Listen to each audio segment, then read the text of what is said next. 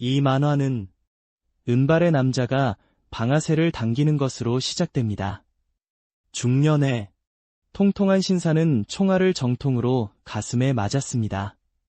그의 부하들은 소리쳤습니다.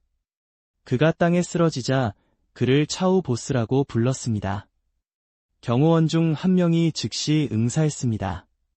은발의 남자는 총알 세례를 받았습니다. 그의 몸통을 가로질러 피 웅덩이 속에 쓰러진 채였습니다. 한 생각이 그의 마음을 스쳤습니다. 세상에서 가장 공정한 규칙은 모두에게 단 하나의 삶만 주어진다는 것입니다. 타오슈는 수년간 영광 속에서 살았지만 결국에는 한때 하찮게 여겼던 자의 손에 죽었습니다. 그리고 그가 아무리 많은 재산을 가졌다 해도, 심지어 국가에 필적할 만한 부를 가졌다 해도 죽음의 문턱에 선 지금 그를 구할 수는 없었습니다. 은발의 남자는 씁쓸한 안도감을 느꼈습니다. 적어도 그는 마침내 부모님의 복수를 한 것이었습니다. 그럼에도 불구하고 운명은 정말 잔인했습니다.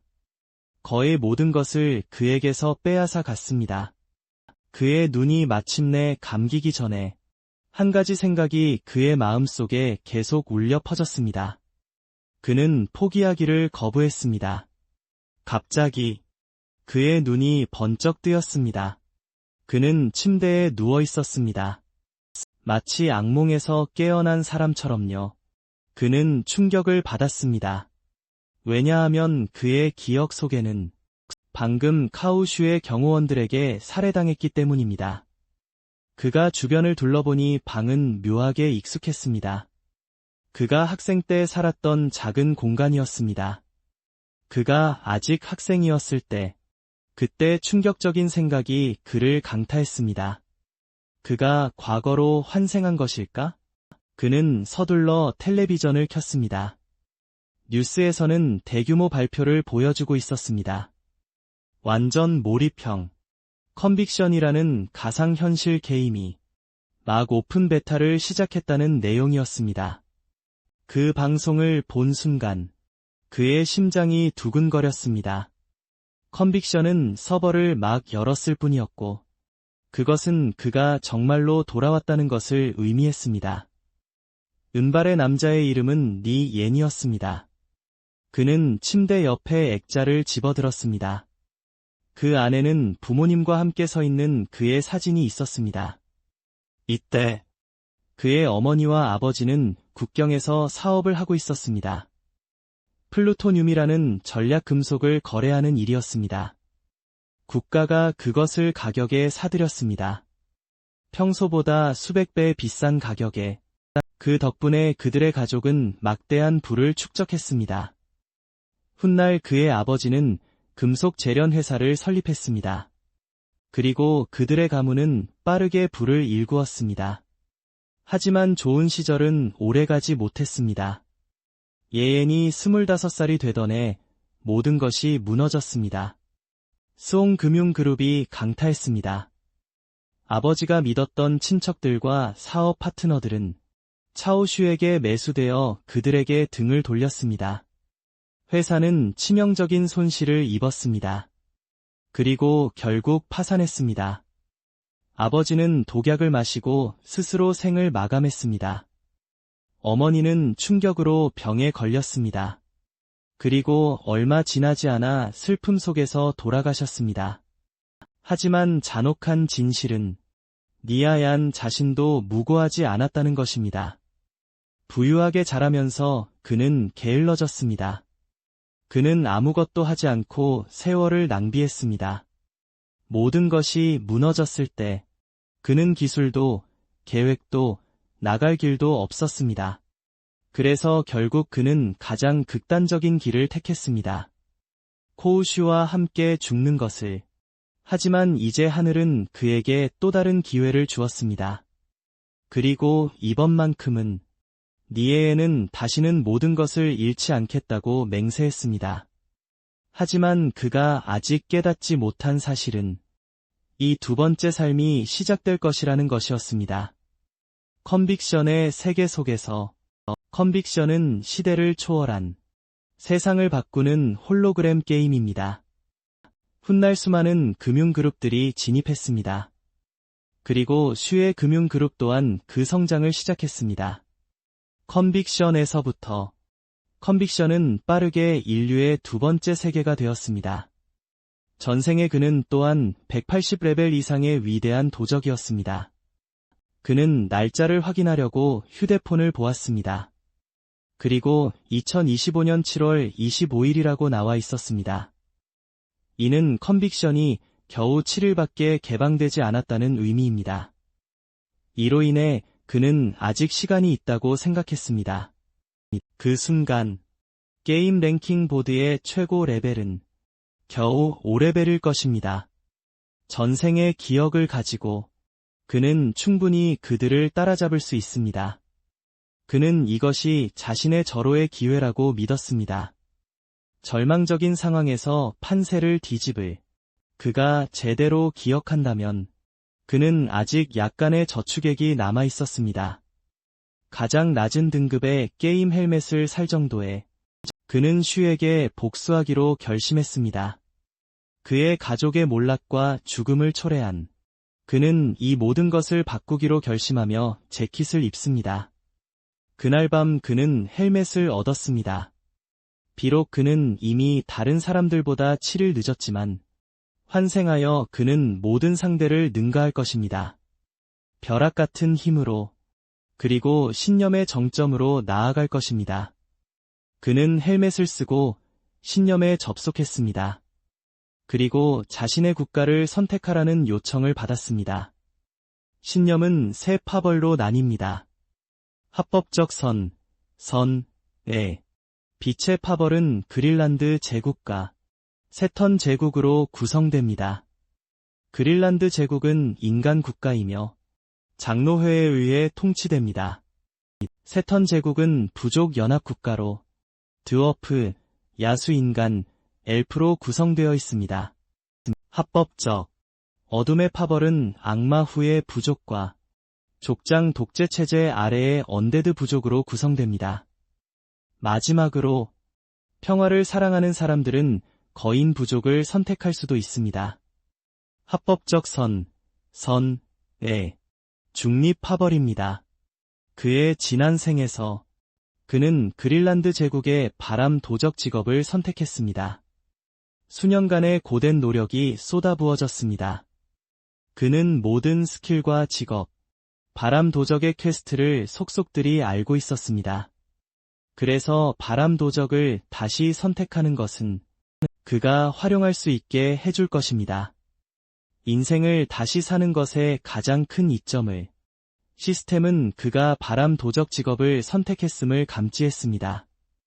이로써 그는 그린란드 제국에서 태어나기로 선택한 것이었습니다. 시스템이 그에게 캐릭터 이름을 지으라고 알렸습니다. 그는 니엔이라는 이름을 선택했습니다. 이름 설정이 성공적으로 완료되었고 캐릭터가 생성되었습니다. 그는 게임 그린란드 제국에 입장했습니다. 캐롤 시티. 그의 상태창에는 직업이 도적으로 표시되었습니다. 레벨 1에서 그는 힘 6, 민첩 8, 방어력 5, 지능 4, 체력 80을 가지고 있었습니다.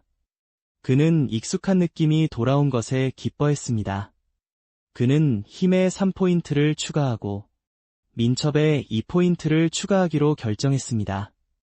지난 생에서 그는 포인트를 잘못 배분하여 레벨업 시간을 많이 낭비했습니다.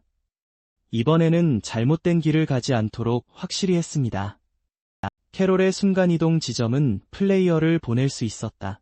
다양한 도시, 마을, 촌락으로 3레벨 비전 마법사가 최고급 품질이 0레벨 화이트보드 단검을 큰 소리로 팔고 있었다.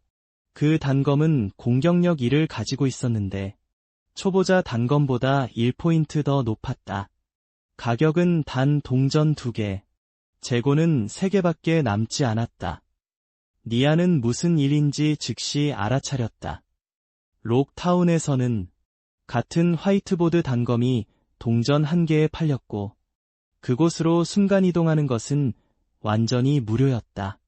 그의 전생에서 그는 똑같은 속임수에 넘어가 하나를 샀다가 나중에 사기를 당했다는 것을 깨달았었다.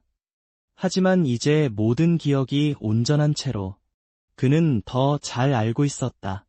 근처에는 3레벨 제국 근위대 성기사가 훨씬 더 흥미로운 것을 제공하고 있었다.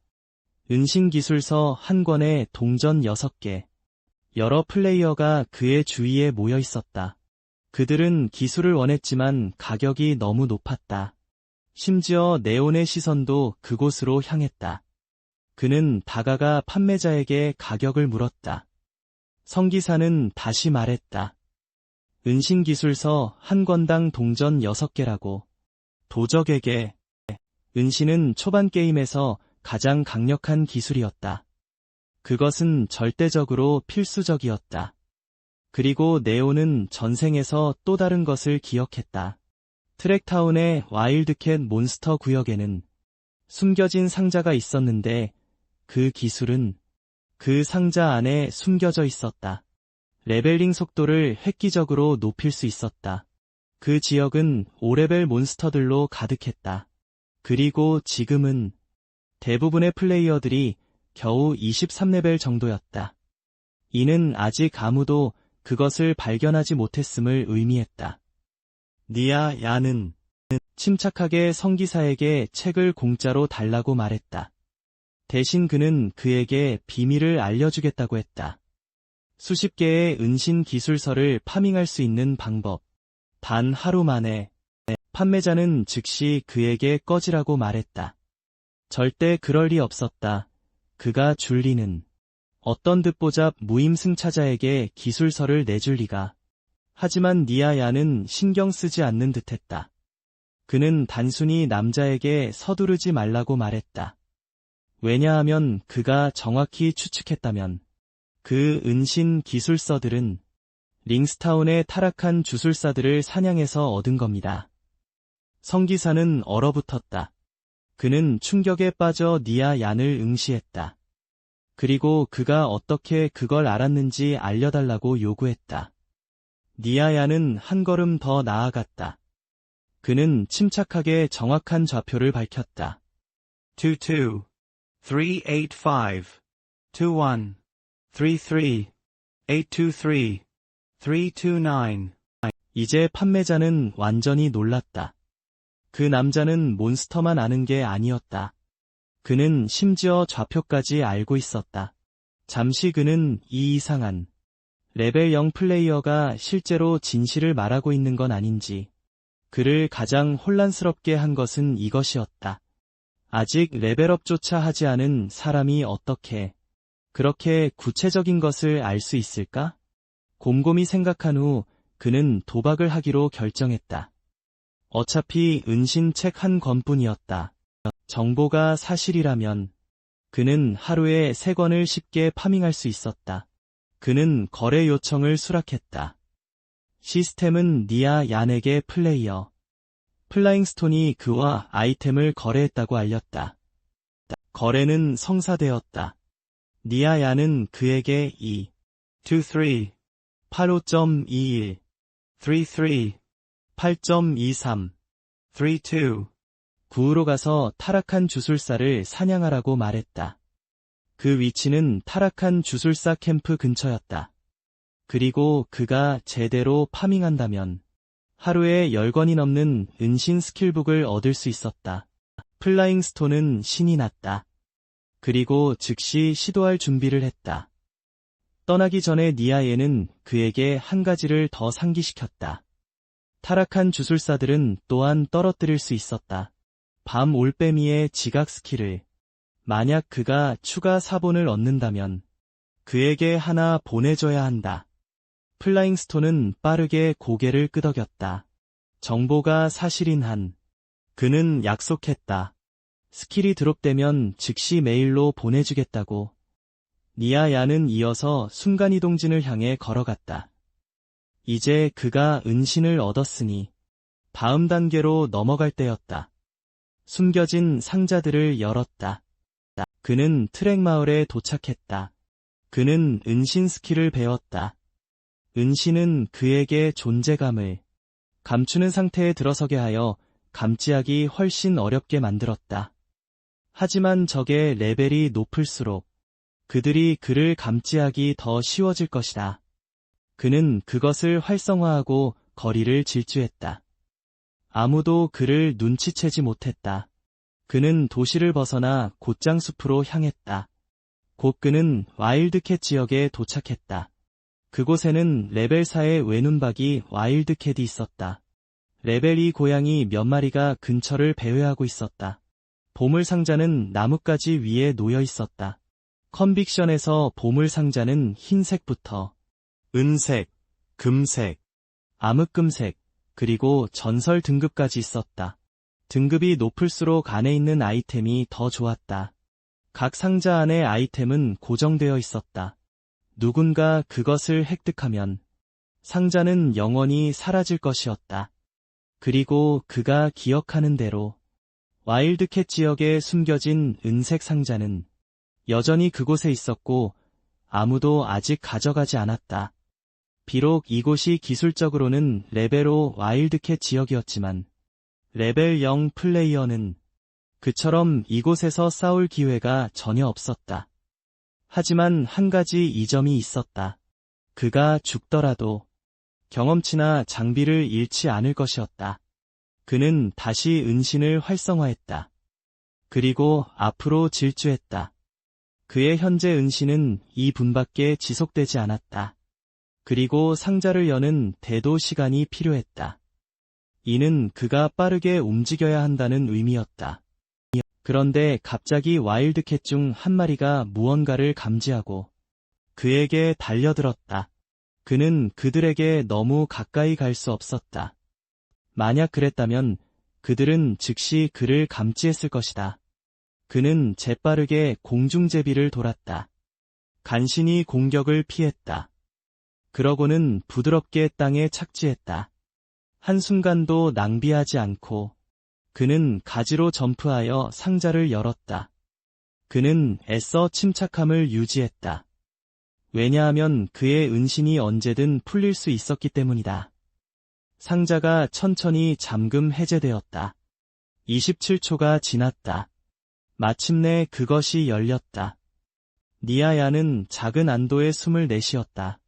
이것은 그의 완벽한 레벨링 경로의 첫걸음이었다. 상자 안에는 스킬북이 있었다. 급소 공격. 적의 급소를 노리는 강력한 스킬이며 추가적인 치명타를 가합니다. 스킬 효과는 단순하지만 치명적이었습니다. 급소를 공격할 때 150의 피해를 입히고 재사용 대기 시간은 30초였습니다. 하지만 이 스킬은 3가지 직업으로만 제한되었습니다. 도적, 전사, 그리고 성기사.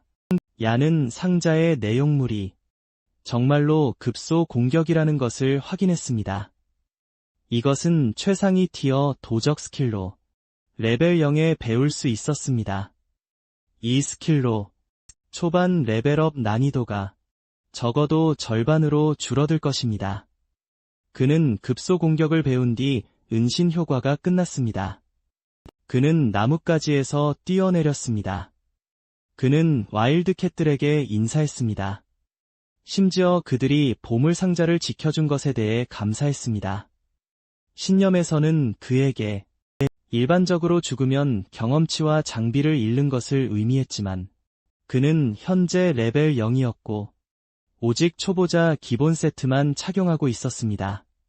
그래서 죽어도 크게 손해볼 것이 없었습니다. 시스템은 그에게 죽었다는 것을 알렸습니다. 그는 초보자 기본 장갑 한 쌍을 떨어뜨렸습니다. 그 후 그는 가장 가까운 마을로 순간이동되었습니다. 야는 피식 웃으며 이 무료 마을 급행 서비스가 사실 꽤 편리하다고 말했습니다. 그때 그는 레벨업 계획의 2번째 단계로 넘어갔습니다. 그는 마을을 가로질러 달려갔습니다. 그의 계획의 2번째 단계는 구리 동전 20개가 필요했지만 모든 새 계정은 구리 동전 10개로 시작했습니다. 그래서 그는 먼저 돈을 벌어야 했습니다. 그의 기억이 맞다면 그는 여기서 히든 캐스트 연쇄를 발동시킬 수 있었습니다. 그는 먼저 사냥꾼 클라우스를 만나 퀘스트를 수락했습니다. 은회색 거대 쥐 해골 20개를 모으는 것이었습니다. 그리고 그는 농부 엔다를 만났습니다. 또 다른 퀘스트를 수락했습니다. 은회색 거대 쥐 10마리를 죽이는 것이었습니다. 그 후 그는 약사 올을 찾아갔습니다. 올은 이미 클라우스와 엔다로부터 한 젊은이가 그들의 퀘스트를 수락했다는 소식을 들었습니다. 우연히 올도 약재가 필요했습니다. 그래서 그는 얀에게 물었습니다. 자신을 위해 약재를 모아줄 의향이 있는지. 그 순간 히든 퀘스트가 발동되었습니다. 얀은 이 비밀이 풀릴 수 있다는 것을 알았다. 첫 두 퀘스트를 동시에 수락해야만. 그리고 이것은 거의 아무도 모르는 사실이었다. 그는 숨겨진 퀘스트를 수락했다. 은회색 거대 쥐꼬리 21개를 모으는. 그리고 숲으로 향했다. 곧 그는 레벨 1 은회색 거대 쥐를 마주쳤는데 체력이 53을 넘었다. 얀은 바이탈 스트라이크를 발동했다. 공격은 약점에 정확히 명중했다. 치명타. 쥐는 즉사했다. 그는 은회색 거대 쥐 해골 1개를 얻었고 꼬리 1개도 얻었다. 그리고 놀랍게도 장비 아이템까지 드롭했다. 그것은 튼튼한 가죽 각반 한 쌍이었다. 흰색 등급 장비. 레벨 0, 방어력 플러스 4, 무게 3파운드였다. 하지만 어떤 진영의 전사만 사용할 수 있었다. 그렇다 해도 그 각반을 경매장에 올린다면 최소 7개의 구리 동전에는 팔릴 것이다. 더 많은 은회색 거대 쥐들이 그에게 달려들었다. 얀은 당황하지 않았다. 그는 그저 바이탈 스트라이크를 계속해서 발동했다. 각 공격은 즉시 또 다른 몬스터를 끝장냈다. 얀은 완전한 집중력으로 싸웠다. 1시간 후 그는 퀘스트를 완료했다. 사냥꾼 클라우스, 농부 엔다, 약사 오어에게서 그는 구리 동전 34개를 벌었다. 그리고 기본 즉시 회복 무략 3개를 얻었다. 숨겨진 퀘스트의 보상은 그의 상상을 훨씬 뛰어넘었다. 그는 이것이 실제로 줄 것이라고는 예상하지 못했다. 즉시 회복 무략을. 그는 튼튼한 가죽 각반을 경매장에 올렸다. 그 후 그는 무기 상점에 갈 계획이었다. 무기 상점에서 점원은 그에게 뭔가 필요한 것이 있느냐고 물었다. 그는 자랑스럽게 말했다. 그의 상점의 무기들은 서부 초원 지역 전체에서 최고라고. 얀은 그에게 레벨 0부터 사용 가능한 쇠뇌를 원한다고 말했다. 공격력 플러스 3 이상의 사거리 12 이상, 가격은 구리 동전 40개 미만으로. 점원은 그에게 작은 연사기관 쇠뇌를 보여주었다. 그것은 사면발 효과와 공격력 플러스 5를 가지고 있었다. 기본 발사 속도는 8에 불과했지만 연사 효과는 실제 발사 속도를 15로 올렸습니다. 사거리는 30야드였고 가격은 정확히 구리 주화 35개였습니다. 점원은 얀에게 어떠냐고 물었습니다. 얀은 그것을 샀습니다. 하급 석궁 화살통 9개도 함께 딸려왔는데 각 화살통에는 화살 1000개씩이 들어있었습니다. 구매 후 구리 주화 44개가 차감되었습니다. 그는 소형 연사기관 석궁 하나와 하급 석궁 화살통 9개를 샀습니다. 점원은 구매에 만족했습니다. 그는 얀에게 다시 오라고 말하며 안전한 여정을 빌어주었습니다. 이제 그는 들소 몬스터존으로 향했습니다. 컨빅션에서 레벨업은 절대적입니다. 5레벨마다 엄청난 힘의 격차가 있습니다. 들소 몬스터는 현재 레벨 8이었습니다. 심지어 순위표의 최고 플레이어도 들소 리더는 말할 것도 없고 그들을 상대할 수 없었습니다. 훨씬 더 강한 컨빅션의 모든 리더 몬스터는 희귀 몬스터로 간주되었습니다. 하지만 그는 환생을 통해 돌아왔기에 야는 절대적인 자신감이 있었습니다. 레벨 0일지라도 그는 들소 리더를 죽일 수 있다고 믿었습니다. 들소 몬스터존에서의 레벨 격차에도 불구하고 요는 절벽 가장자리에 착륙했습니다. 좌표는 56, 7.62, 8.192. 그가 정확히 기억한다면 바로 여기일 것입니다. 그는 아래에 있는 장소를 발견했습니다. 들소들이 넓은 들판을 가로질러 달리고 있었습니다. 레벨 8 들소 리더도 그곳에 있었습니다. 체력반은 300을 보여주었습니다. 그것은 들소 몬스터 존의 리더 등급 몬스터였습니다. 그리고 그들 사이의 거리는 완벽하게 그의 석궁사거리 안에 있었습니다. 리더 등급 몬스터는 그가 원하는 바로 그곳에 서 있었습니다. 소형 연사기관 석궁은 공격력 5, 연사력 8, 사거리 30을 가졌습니다. 그리고 3단 사격 효과도 있었습니다. 그가 발사했고 3발의 화살이 들소 리더를 향해 날아갔습니다. 2발은 빗나가고 1발은 명중했습니다. 급소에 명중하여 -1의 피해를 입혔습니다. 체력은 300에서 299로 떨어졌습니다. 얀과 들소 리더의 레벨 격차는 너무 거대해서 공격이 맞아도 겨우 1의 피해만 줄 수 있었다. 하지만 그건 문제가 되지 않았다. 그는 쇠뇌 화살 9,000개를 가져왔다. 갈아 죽일 작정이었다. 그는 다시 한 번 발사했다. 화살 2발은 빗나가고 1발은 치명타를 입혔다. 1의 피해를 주었다. 체력은 300 중 298로 떨어졌다. 들소 우두머리는 격분했다. 그에게 돌진했다. 야는 침착하게 포기하라고 말했다. 결국 이곳은 버그 지형이었다. 미래에 셀 수 없이 많이 확인될 것이었다. 그는 다시 일제 사격했고 결과는 같았다. 화살 2발은 빗나가고 1발은 치명타를 입혔다. 1의 피해를 주었다. 그는 이 과정을 수없이 반복했다. 그 모든 후에도 여전히 8063개의 화살이 남아있었다. 그러다 숫자는 천천히 5016개로 떨어졌다. 3시간 후, 들소 우두머리의 체력 막대가 거의 비어 있었다. 이제 야는 이미 거의 4000개의 화살을 사용했다. 하지만 그 몬스터는 아직 쓰러지지 않았다. 들소 우두머리가 크게 포효했다. 야는 전처럼 다시 발사했다. 화살 2발은 빗나가고 1발은 치명타를 입혔다. 1의 피해를 주었다. 그리고 그 마지막 1발이 마침내 그것을 쓰러뜨렸다. 야는 절벽에서 뛰어내렸다. 시스템이 그에게 알렸다. 그가 죽였다고.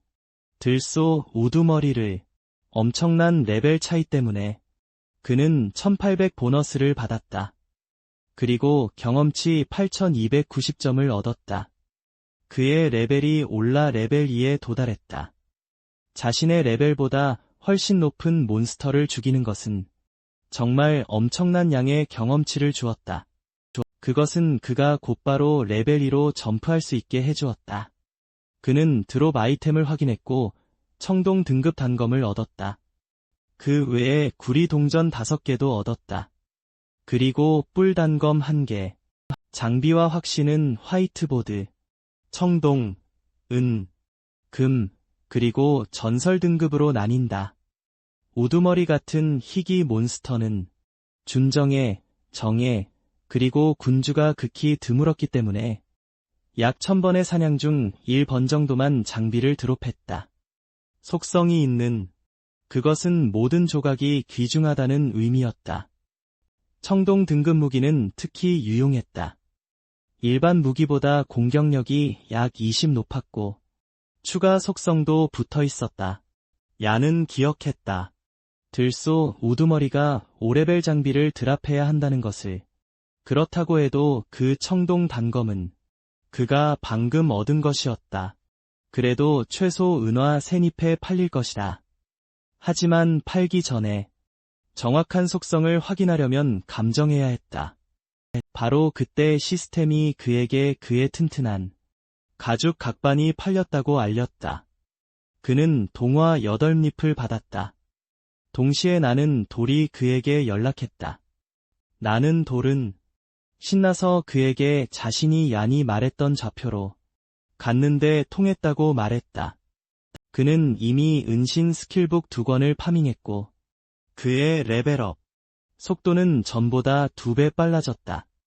그 발견 때문에 나는 돌은 얀이 손해를 봤다고 생각했다. 결국 얀은 그에게 책 한 권만 주었지만 그가 받은 정보는 훨씬 더 가치가 있었기 때문이었다. 얀은 그에게 대수롭지 않게 생각하라고 말했다. 그는 그저 그에게 상기시켰다. 밤올빼미의 지각 스킬이 드랍되면 자신에게 사본을 보내달라고. 나는 돌은 그것이 나타나면 즉시 우편으로 보내겠다고 약속했다. 하지만 그는 여전히 궁금했다. 얀은 어떻게 그 사냥터를 알았을까? 그가 아까 레벨 0이었을 때 말이다.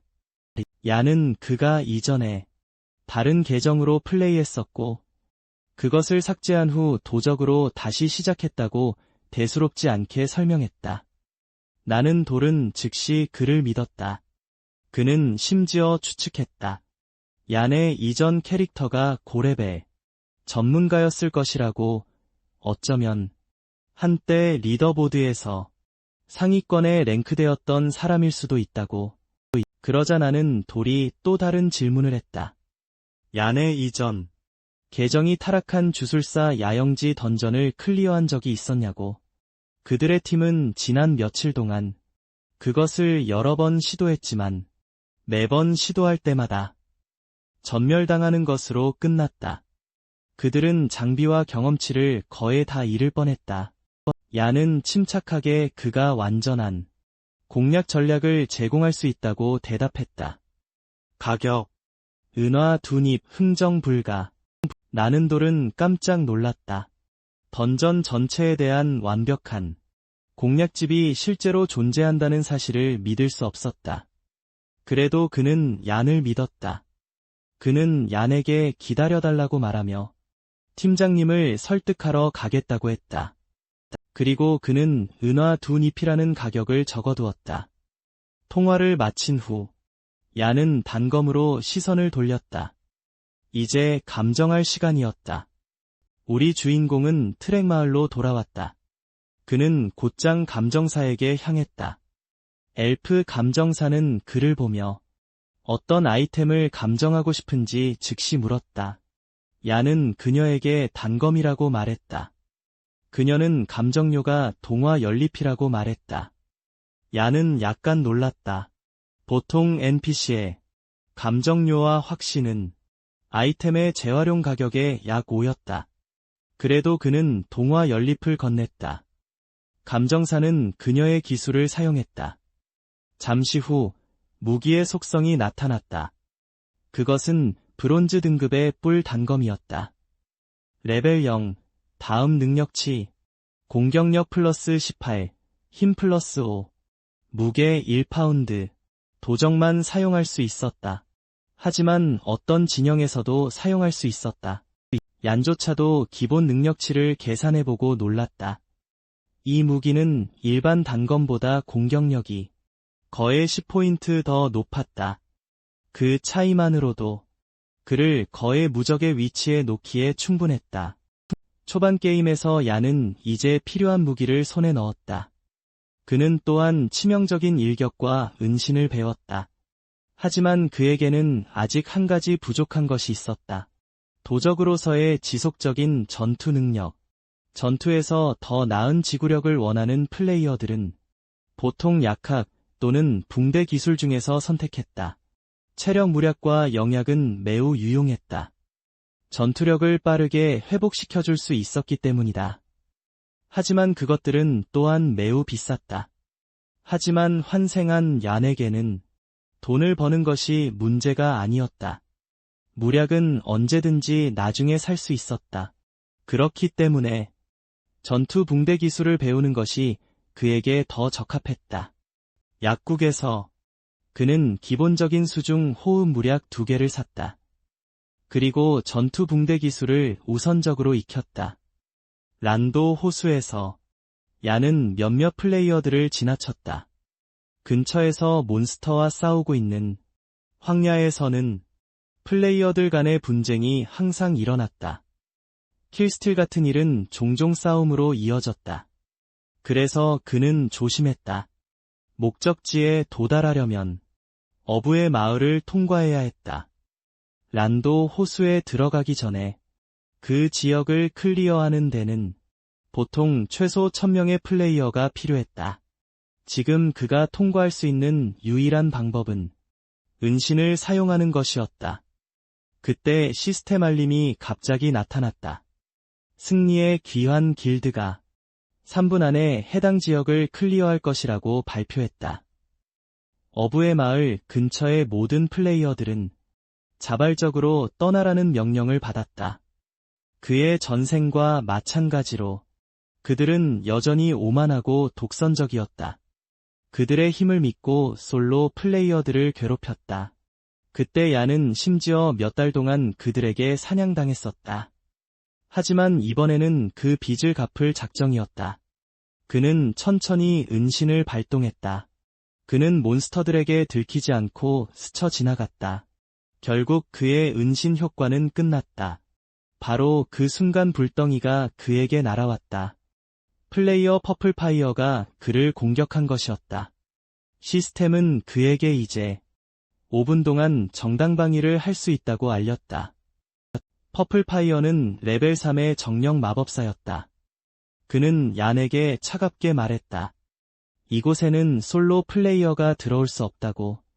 그리고 사라지라고 명령했다.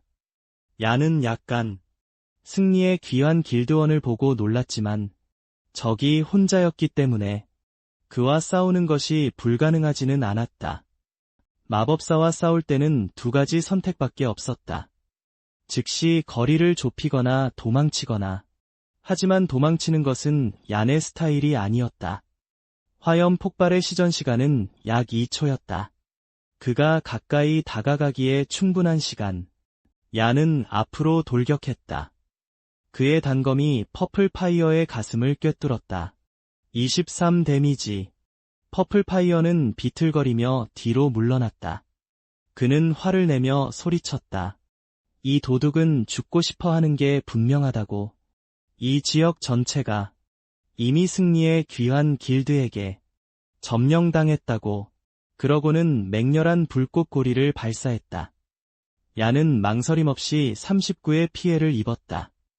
얀은 기본적인 즉시 회복 무략을 마셨다. 그리고는 침착하게 퍼플 파이어에게 말했다. 도망칠 수 있을 거라고 생각하지 말라고. 도둑을 가까이 오게 한 후에는 그는 다시 공격했고 36의 피해를 입혔다. 퍼플 파이어는 즉시 반격했다. 불꽃으로 덮인 지팡이를 휘두르며 그는 얀이 겨우 레벨이 도둑이라는 이유로 얕잡아 보았다. 그는 비웃으며 자신이 무엇을 했는지 생각해보라고 말했다. 마을로 돌아간 후에 그의 공격을 그렇게 많이 받았으니 얀에게는 체력이 얼마 남지 않았을 것이라고. 퍼플파이어는 얀에게 아마 20의 체력이 남았을 것이라고 추정했다. 한편 자신은 여전히 51의 체력이 있었다. 이것은 의미했다. 불덩이 한 발만 더 있으면 이 싸움을 끝내기에 충분할 것이라고. 그는 얀에게 보여주고 싶었다. 감히 대항한 결과가 무엇인지. 승리의 귀환 길드에 그는 또 다른 불덩이를 준비하기 시작했다. 얀이 그에게 똑바로 돌진하는 동안 얀은 단검을 꽉 쥐었다. 그러고는 바이탈 스트라이크를 발동했다. 퍼플파이어는 믿을 수 없다는 듯 얼어붙었다. 이게 어떻게 가능하지? 얀은 겨우 레벨이 도둑인데 아직도 살아있다고? 그의 불덩이를 맞고도 그것은 그에게 궁금증을 자아냈다. 얀에게 실제로 체력이 얼마나 남아있는지. 그러자 답이 떠올랐다. 즉시 회복 무략이었음에 틀림없다고. 하지만 그것은 또 다른 질문을 불러일으켰다. 얀은 겨우 레벨 2의 솔로 도둑인데 무략을 살 돈을 어디서 구했을까? 얀은 침착하게 그에게 말했다. 그런 질문들은 생각해도 좋다고. 마을로 돌아간 후에 퍼플파이어는 섬광과 함께 사라졌다. 그의 지팡이가 땅에 떨어졌다. 얀이 그것을 주었다. 그것은 레벨 0의 브론즈 지팡이였다. 그의 추정으로는 약 10개의 동화에 팔릴 수 있을 것이었다. 하지만 얀은 다른 것을 알고 있었다. 승리의 귀환 길드 플레이어들이 아마 곧 도착할 것이라고. 그 말은 그가 즉시 떠나야 한다는 것을 의미했다. 그리고 그는 옳았다. 그들은 곧 나타났다. 이미 높은 경계 태세를 갖추고 있었다. 호수 근처에 적들이 있었다. 그리고 퍼플파이어는 방금 거기서 죽었다. 그들 중 한 명은 즉시 제안했다. 그들이 범인을 쫓는 것을. 그들은 얀을 발견했고 플레이어 중 한 명이 앞으로 뛰어들었다. 그는 도망치는 것은 쉽지 않을 것이라고 외쳤다. 그는 검을 휘둘러 일격검 스킬을 사용했다. 하지만 놀랍게도 얀은 믿을 수 없을 정도로 빠르게 움직여 그것을 피했다. 달리는 동안 얀은 수중 호흡 무략을 마셨다. 추격자는 그가 무엇을 하려는지 재빨리 알아차렸다.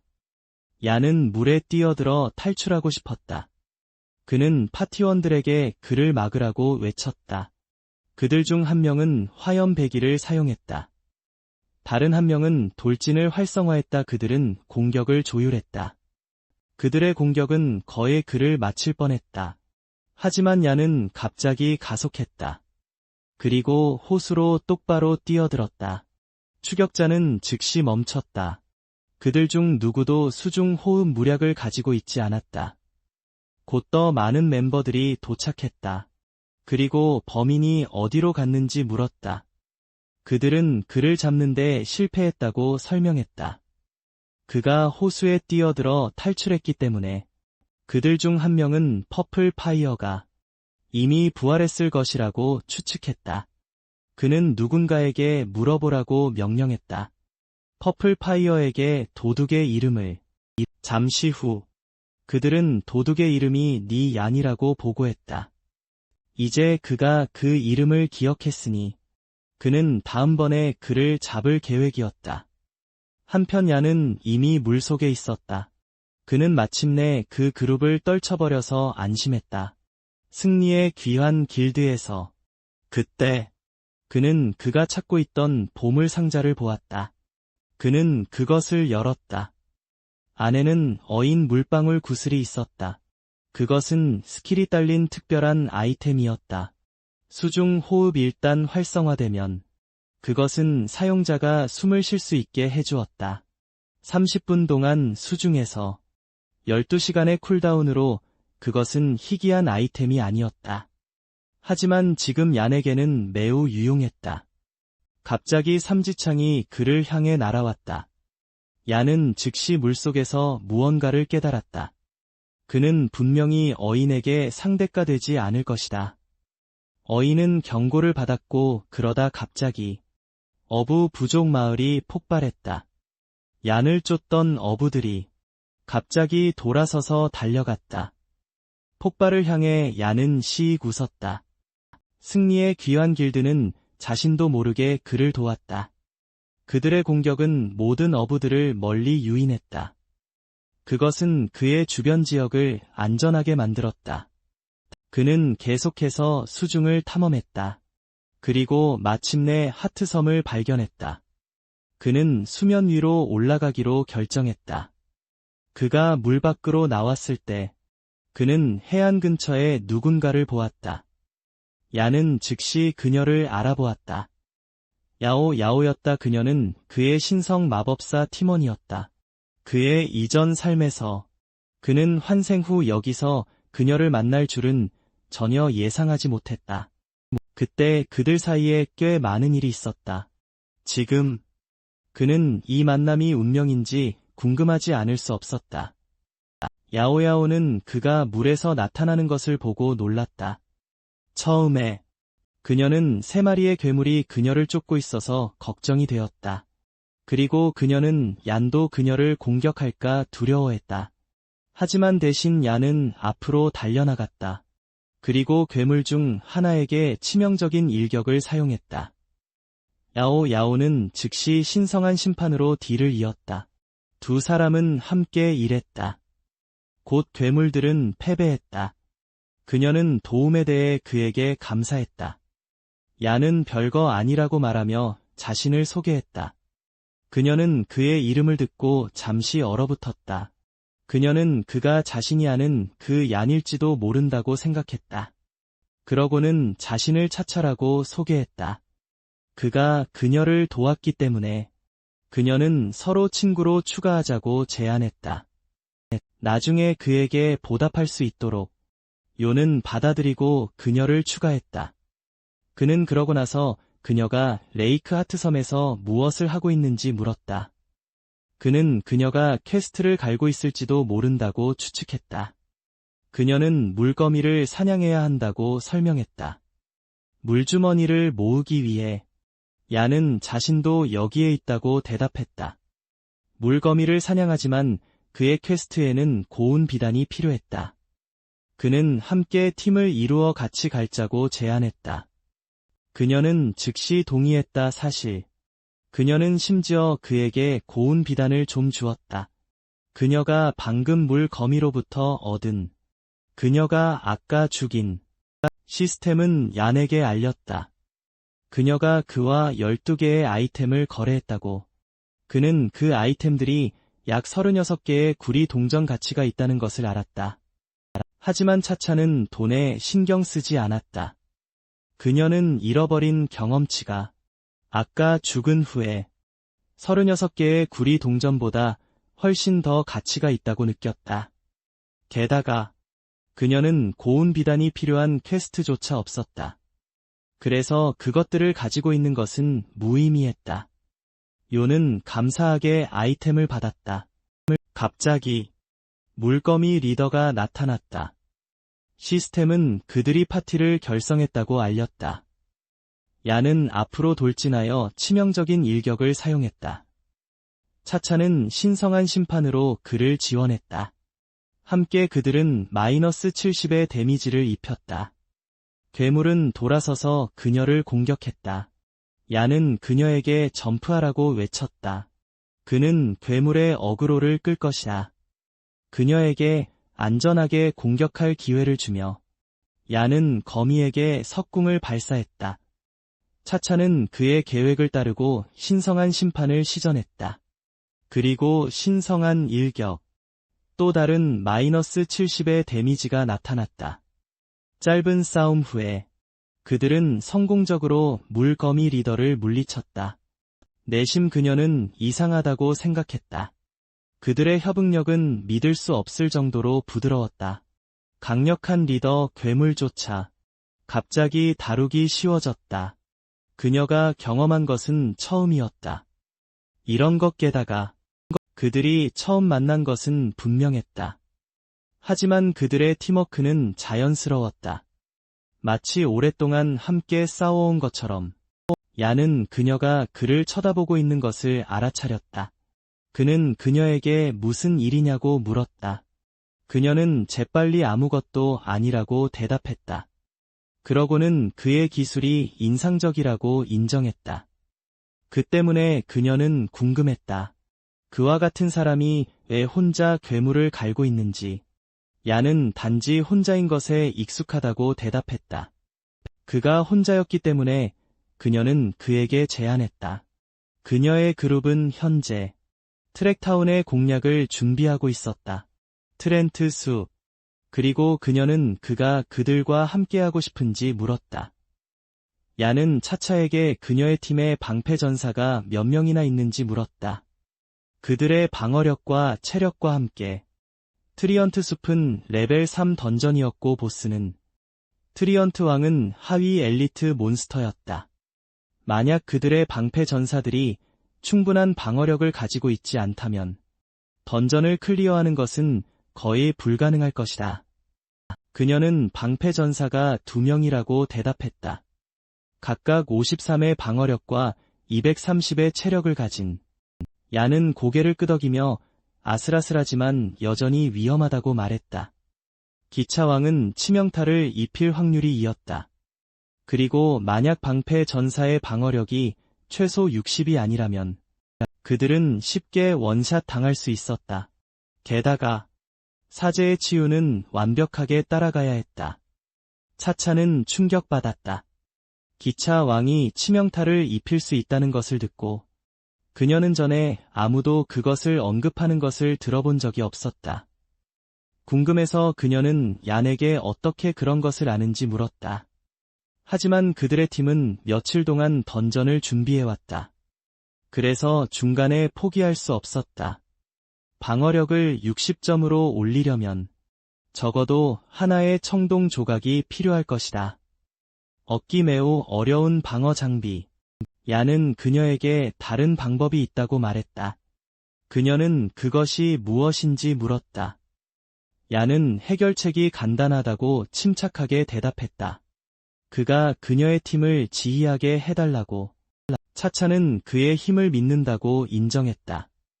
하지만 나머지 팀원들을 설득하는 것은 쉽지 않을 수도 있다. 그럼에도 그녀는 최선을 다하겠다고 약속했다. 그 후에 얀은 보스가 무엇을 떨어뜨렸는지 확인하기로 결정했다. 아이템이 나타났을 때 차차는 감정을 도왔다. 얀은 놀랐다. 그녀가 이미 감정 스킬을 배웠다는 것에 아이템은 고운 비단 건틀릿으로 밝혀졌다. 레벨 0부터 사용 가능한 청동 등급. 방어력 플러스 2 마법 플러스 3무게 1파운드였다. 모든 진영의 마법사가 사용할 수 있었다. 그것은 분명히 그녀에게 완벽한 아이템이었다. 그래서 얀은 그것을 그녀에게 주었다. 그녀는 놀란 표정으로 물었다. 그는 어떡하냐고. 얀은 그가 보관한 아이템들을 보여주었다. 하나는 보스가 떨어뜨린 희귀한 고운 비단 조각이었다. 그리고 다른 하나는 도적 스킬북이었다. 암살이라고 불리는. 그는 그냥 그 2개만 가져가겠다고 말했다. 그녀는 미소 지으며 공평하다고 말했다. 결국 그는 꽤 좋은 수확을 거두었다. 그래서 그녀는 행복하게 고운 비단 건틀릿을 받았다. 바로 그때 시스템은 게임 서버가 닫힐 것이라고 알렸다. 3에서 분. 그리고 모든 플레이어는 로그오프하라는 조언을 받았다. 서버가 종료되기 때문에 차차는 다음번에 다시 만나자고 말했다. 얀은 작별 인사를 하고 그도 로그오프했다. 지금은 그의 레벨링 여정과 신념은 끝났다. 현실로 돌아와서 우리 소녀는 헬멧을 벗었다.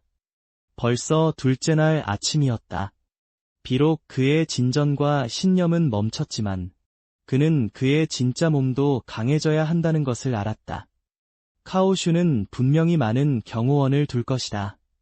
앞으로 그 주위에 얀은 약하고 수동적으로 머물 여유가 없었다.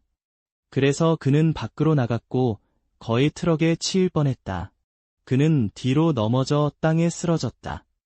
근처에 있던 누군가가 달려와 괜찮냐고 물었다.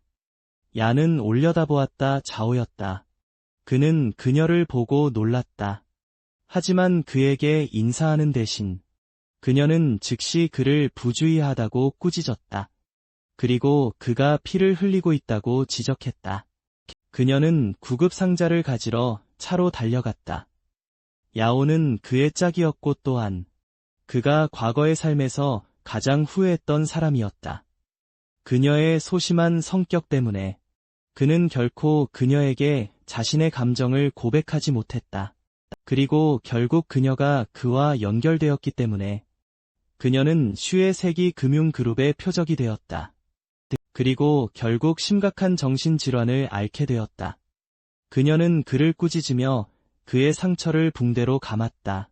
그에게 그렇게 무모하게 행동하지 말라고 말하며 항상 그녀는 너무 가까이 다가갔고 그를 올려다봤을 때 그녀의 얼굴은 갑자기 빨갛게 변했다. 당황해서 그녀는 물었다. 그녀가 하는 말을 듣고는 있는지. 야는 들었다고 대답했다. 하지만 마음속 깊은 곳에서는 그는 과거에 생각했던 것과 같은 것을 생각하고 있었다. 그녀는 여전히 똑같이 귀여웠다. 그녀는 외면하며 말했다. 어차피 아무도 그를 돌보는 수고를 원하지 않는다고. 그러고는 작별 인사를 하고 떠났다. 차를 몰고 가면서 그녀는 야니, 그녀가 게임에서 만났던 그 사람과 정말 같은 사람인지 궁금해했다. 하지만 한 가지는 분명했다. 그는 조금 변했다. 그는 이제 더 자신감 있어 보였다. 그녀가 게임에서 알던 사람처럼.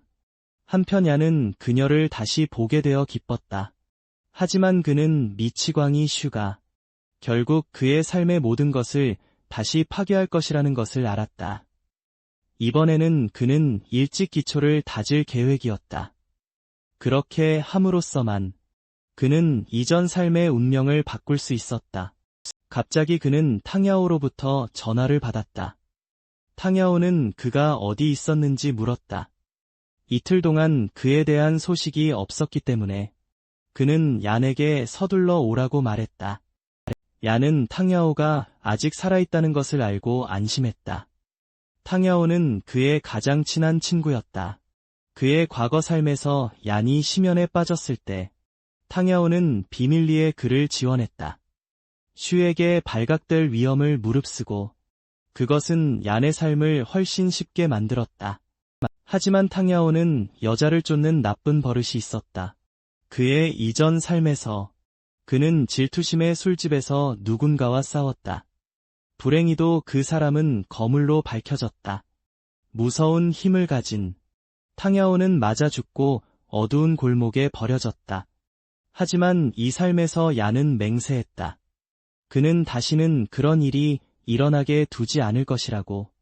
결국 그들은 만났다. 야오는 얀의 어깨에 팔을 두르고 웃었다. 마침내 이 녀석을 잡았다고 말하며 그러고는 그는 새로운 게임, 신념이 어디에서나 폭발적인 인기를 끌고 있다고 말했다. 그는 얀이 그것을 하고 있는지 물었다. 얀은 방금 레벨 2에 도달했다고 대답했다. 야오는 시익 웃으며 그 정도면 꽤 괜찮다고 말했다. 그러고는 그는 얀을 PK로 끌고 갔다. 그리고 그는 자신이 레벨 3 비전 마법사라고 자랑했다. PK바는 기본적으로 게임 엔터테인먼트 클럽이었다. 플레이어들은 자신의 캐릭터로 로그인할 수 있었다. 그리고 경쟁적인 플레이어 킬링에서 서로 싸울 수 있었다. 하지만 진짜 게임과는 달리 이 싸움들은 진행에 영향을 미치지 않았다. 하지만 여전히 플레이어 킬링이었기 때문에 내기는 피할 수 없었다. 대부분의 내기는 게임의 장비였다. 때로는 돈 그리고 야오는 도박을 절대적으로 사랑했다. 비록 거에 항상 졌지만 웨이카이는 야오를 발견하고 즉시 웃었다. 다시 돈을 기부하러 왔냐고 물으며 야오는 코웃음을 치며 말했다. 그들은 아직 누가 돈을 내게 될지 모른다고. 그러자 카이는 얀이 그의 옆에 서 있는 것을 알아차렸다. 그는 시익 웃으며 물었다. 지난번의 구타가 그에게는 충분하지 않았는지. 야오는 얀의 어깨를 두드리며 자신있게 말했다. 얀이 그와 함께 있는 한, 저 녀석들은 감히 아무 짓도 못할 것이라고. 카이는 눈을 가늘게 떴다. 얀은 오늘 이상하게 침착해 보였다. 그는 궁금해했다. 갑자기 이 녀석을 이렇게 대담하게 만든 무슨 일이 있었는지. 얀은 시간 낭비하지 말고 시작하라고 말했다. 이미 그는 한 라운드에 200의 내기를 걸었다. 카이는 즉시 받아들이고 헬멧을 썼다. 경기가 시작되었다. 야오. 레벨 3 비전 마법사 대 카이. 레벨 3 광전사. 얀은 즉시 결과가 좋지 않을 것이라는 것을 알았다. 레벨 3 광전사는 이미 돌진을 배웠다. 그것은 비전 마법사에게는 끔찍한 소식이었다. 게다가 지형은 장애물 없이 완전히 평평했다. 연약한 마법사에게 피하는 것은 거의 불가능했다. 얀의 마음속에서 야오는 분명히 질 것이었다. 근처에 있던 누군가가 갑자기 얀에게 말을 걸었다. 그리고 그에게 볼 필요 없다고 말했다. 야오는 분명히 질 것이었다. 대신 그는 얀에게 그와 함께 놀자고 제안했다. 얀은 동의했지만 한 라운드만. 그리고 그는 아니라고 덧붙였다. 내기가 너무 작으면 관심 없다고. 남자는 분명히 짜증이 나서 인상을 찌푸렸다. 그는 얀에게 그렇게 오만하게 굴지 말라고 말했다. 그러고는 그에게 교훈을 가르쳐주겠다고 선언했다. 그리고 그가 700을 가지고 있다고 자랑했다. 그러니 한 경기 하는 게 좋겠다고. 그래서 경기가 정해졌다. 얀. 레벨 2 바람 도적 대 시팡. 레벨 2 레인저. 그들은 전장에 로드되었다. 대나무 숲이었다. 경기가 시작되자마자 두 사람 모두 은신을 활성화했다. 그렇게 두 플레이어는 사라졌다. 펑은 조용히 대나무 가지 위로 올라갔다. 그는 얀이 너무 오만했다고 중얼거렸다. 그래서 그는 그에게 대가를 치르게 할 것이라고. 하지만 아무리 주에 깊게 보아도 그는 그 아이가 어디에 숨어 있는지 찾을 수 없었다. 그가 몰랐던 것은 얀이 이미 예측했다는 것이다. 펑이 높은 곳을 차지할 것이라고. 10년의 도적 경험으로 그의 존재를 숨기는 것은 오래전에 제2의 천성이 되었다. 다음 순간 얀은 그의 바로 뒤에 나타났다. 그의 단검이 번쩍였다. 칼날이 펑의 목에 똑바로 찔렸다. 즉시 그의 체력이 110에서 70으로 떨어졌다. 펑은 완전히 충격받았다. 그는 얀이 언제 그의 뒤에 왔는지 전혀 몰랐다. 당황해서 그는 뒤로 베려고 했다. 하지만 얀은 이미 물러섰다. 그러고는 그는 경기가 끝났다고 침착하게 말했다. 그는 치명적인 일격을 활성화했다. 그리고 데미지 숫자가 나타났다. 마이너스 70. 펑은 게임에서 죽었다.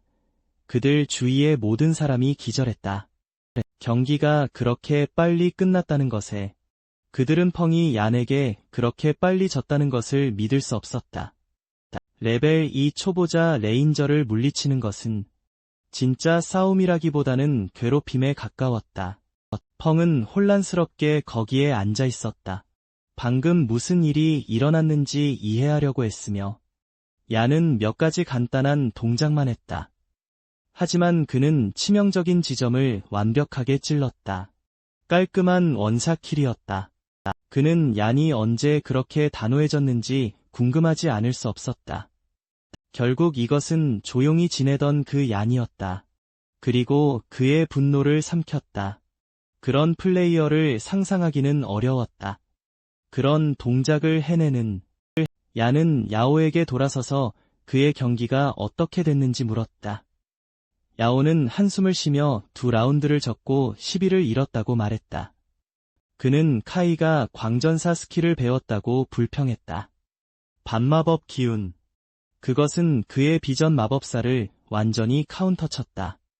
얀은 고개를 저으며 말했다. 반마법 기운. 소량의 마법 데미지만 감소시킨다. 그래서 야오가 생각했던 것만큼 무섭지 않았다. 그가 주문 시전을 정확하게 맞추기만 한다면 광전사와 싸우는 것은 사실 간단했다. 야오는 자신의 타이밍이 끔찍했다고 인정했다. 그의 모든 스킬이 쿨다운에 들어갔다. 그리고 카이가 거리를 좁히는 순간 그는 즉시 죽었다. 야오는 놀라서 그를 쳐다봤다. 어쩐지 그의 친구가 갑자기 게임에 대해 많이 알게 되었다. 그는 얀에게 어디서 그 모든 것을 배웠는지 물었다.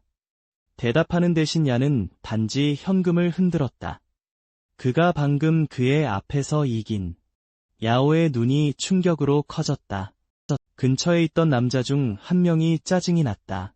그리고 얀이 왜 그렇게 오만하게 구는지 물었다. 그는 앞으로 나섰다. 감히 그들의 돈을 딴 얀에게 한 방 먹일 계획이었다. 그는 그에게 교훈을 가르쳐주고 싶었다. 하지만 얀은 그의 손을 잡았다. 그리고 그를 땅에 똑바로 내동댕이 쳤다. 그의 이전 삶에서 얀은 이런 상황을 위해 몸을 단련했다. 그래서 그는 슈를 상대할 수 있었다. 야오는 믿을 수 없다는 듯이 쳐다봤다. 그는 얀이 언제 갑자기 이렇게 강해졌는지 궁금해했다. 펑은 재빨리 깨달았다. 더 이상 얀을 도발해서는 안 된다고. 이 녀석은 분명히 상대하기 쉽지 않았다. 카이도 이상한 것을 알아차렸다. 얀. 그는 그가 기억했던 사람과는 완전히 달랐다. 그들의 친구 중 일부는 도우려고 뛰어들려 했다. 하지만 카이가 그들을 막았다. 그는 믿을 수 없었다. 얀이 방금 그의 부하 중 한 명을 이겼다는 것을 너무 쉽게 아무렇지도 않게 말했다. 그가 방금 펑크와 한 라운드를 했다고. 하지만 솔직히 그 녀석은 좀 약했다. 카이는 눈을 가늘게 떴다. 그리고 대신 요에게 그와 한 라운드 하자고 초대했다. 요는 괜찮다고 말했다. 하지만 판돈이 너무 작으면 안 된다고. 카이는 시익 웃으며 한 라운드에 1000을 제안했다. 총 3000이 있다고 말하며. 야오는 충격받았다. 카이는 레벨 3 광전사였다. 야는 단지 레벨 2 바람 도적이었는데, 야는 침착하게 판돈을 올렸다. 한 라운드에 3000. 카이는 웃으며 완전히 괜찮다고 말했다. 결국 그는 믿지 않았다. 레벨 2 바람 도적이 하늘을 뒤집을 수 있다고. 야오는 재빨리 얀을 잡았다. 그리고 정신 나갔냐고 물었다. 그만한 돈이 있기는 하냐고. 얀은 솔직하게 아니라고 대답했다. 그래서 야오는 그에게 빌려줄 수밖에 없었다. 그는 심지어 일이 잘못되면 농담했다. 그는 그와 함께 목숨을 걸 준비가 되어 있었다고.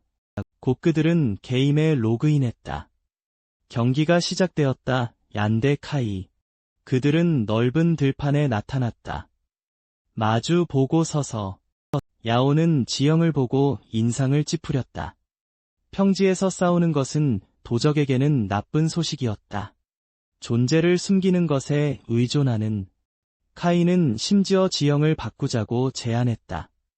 얀이 불공평하다고 느낀다면 얀은 단지 고개를 저으며 필요 없다고 말했다. 그러고는 그는 은신을 활성화하고 사라졌다. 카이는 주위를 주에 깊게 둘러봤다. 하지만 그는 얀이 어디로 갔는지 전혀 몰랐다. 얀은 풀을 알았다. 뭉치는 도적의 위치를 쉽게 드러낼 수 있었다. 카이는 분명히 풀을 보면서 그의 움직임을 판단할 것이다. 그래서 얀은 그의 길을 가리기 위해 다른 것이 필요했다. 바람. 카이는 갑자기 바람이 그 주위에서 거세지는 것을 알아차렸다. 그의 표정은 심각해졌다. 이렇게 도적을 놓치는 것은 좋은 징조가 아니었다. 그는 주위에 조심스럽게 검을 휘둘렀다. 그가 도적을 본 것은 처음이었다. 이 수준의 제어력으로 은신을 사용하는 얀의 움직임을 드러냈어야 할 풀은 대신 그를 혼란시키는 데 사용되고 있었다. 바람이 갑자기 멎었다. 얀은 완전히 가만히 있었다. 다음 돌풍을 기다리며 바람이 돌아오는 순간 그때가 그가 공격할 때가 될 것이다. 카이는 그 아이가 매우 느리게 움직이고 있을 것이라고 추측했다. 결점을 드러내지 않기 위해 은신 상태에서 풀을 기준으로 그는 얀이 그의 앞에 어딘가에 있어야 한다고 믿었다. 그러자 바람이 갑자기 그의 옆에서 불었다. 그가 반응하기도 전에 날카로운 일격이 그의 목덜미에 떨어졌다. 그의 체력이 165에서 130으로 떨어졌다. 카이는 돌아서서 거대한 검을 마구 휘둘렀다. 그는 그 녀석이 그의 뒤로 미끄러졌다는 것을 믿을 수 없었다. 그는 즉시 회오리 배기를 시전했다. 하지만 야는 이미 중요한 것을 알고 있었다. 대검을 장착하고 회오리 배기를 사용한 후 항상 백스윙 애니메이션이 있을 것이다. 약 1초 동안. 그리고 그 1초가 이기는 열쇠였다. 하지만 이 멍청이는 아무것도 마치지 못했다. 그는 얀의 완벽한 타이밍을 놓쳤다. 그리고 치명적인 일격을 활성화했다. 경기를 지켜보던 모두가 충격으로 숨을 죽였다. 데미지 숫자가 나타났다. 마이너스 96 카이의 체력은 즉시 165에서 34로 떨어졌다. 격분해서 그는 화염배기로 보복했다. 그의 거대한 검이 불꽃에 휩싸였다. 그가 얀을 향해 달려들면서 그에게 죽으라고 포효하며 야오는 얀에게 빨리 피하라고 외쳤다. 요는 이미 그것이 올 것을 보았다. 카이는 화염배기를 사용해 그를 뒤로 밀쳐낼 예정이었다. 그리고 거리를 재설정하지만 도적으로서 근거리가 그의 장점이었다. 그의 체력반은 아직 좋은 상태였다. 그가 공격을 막아내더라도 그는 이 거리를 잃을 여유가 없다. 마이너스 56 데미지. 카이의 얼굴이 어두워졌다. 이 녀석이 실제로 그의 스킬을 막아냈다. 그는 혀를 차며 그를 오만하다고 불렀다. 그는 즉시 일격배기로 딜을 이었다. 칼날이 다시 떨어졌다. 그리고 바로 그가 앞으로 달려들었다. 야오의 얼굴이 창백해졌다. 돌진. 얀이 잡히면 짧은 기절이 있다. 끝이다. 카이의 부하 중 한 명이 그를 조롱했다. 얀이 단지 거물인 척하고 있다고 말하며 마치 쇼를 위한 것처럼 공격을 받고 있었다. 그러고는 그들은 얼어붙었다. 얀은 지근거리에서 그것을 피했다. 돌진은 사거리가 있었지만 단검보다 길지는 않았다. 그리고 얀이 틈을 본 순간 그는 이미 이것이 전부라는 것을 알았다. 그는 베었다. 카이의 목에서 피가 터져나왔다. 그 힘으로 그는 뒤로 날아갔다. 얀이 예상했던 대로 카이의 체력은 0으로 떨어졌다. 그는 여전히 돌진에 걸렸다. 하지만 그는 먼저 쳤다. 마이너스 40 데미지. 중요하지 않았다. 시스템은 결과를 발표했다. 얀이 이겼다. 아무도 믿을 수 없었다. 레벨 2가 레벨 3 광전사를 물리쳤다. 카이의 부하들은 완전히 기절했다. 이 녀석이 어떻게 광전사의 스킬의 정확한 범위를 알았을까? 어떻게 그가 모든 것을 그렇게 완벽하게 읽었을까? 카이 자신도 그것을 받아들일 수 없었다. 그는 졌다. 야오는 달려왔다. 그의 레벨보다 높은 사람을 이긴 것에 대해 그를 칭찬하며 하지만 얀은 단지 그것을 무시하고 우연이라고 말했다. 야오는 확신하지 못했다. 오히려 이것은 얀이 신념에 대해 너무 많이 알고 있다는 것을 증명했다. 그래서 그는 즉시 그에게 게임하는 법을 가르쳐달라고 부탁했다. 비전 마법사 얀은 망설임 없이 동의했다. 그러자 카이와 그의 그룹이 다가왔다. 야오는 긴장했다. 무슨 일이냐고 물으며 그가 약속을 어기지 않기를 바라며 하지만 카이는 단지 패배를 깔끔하게 인정했다.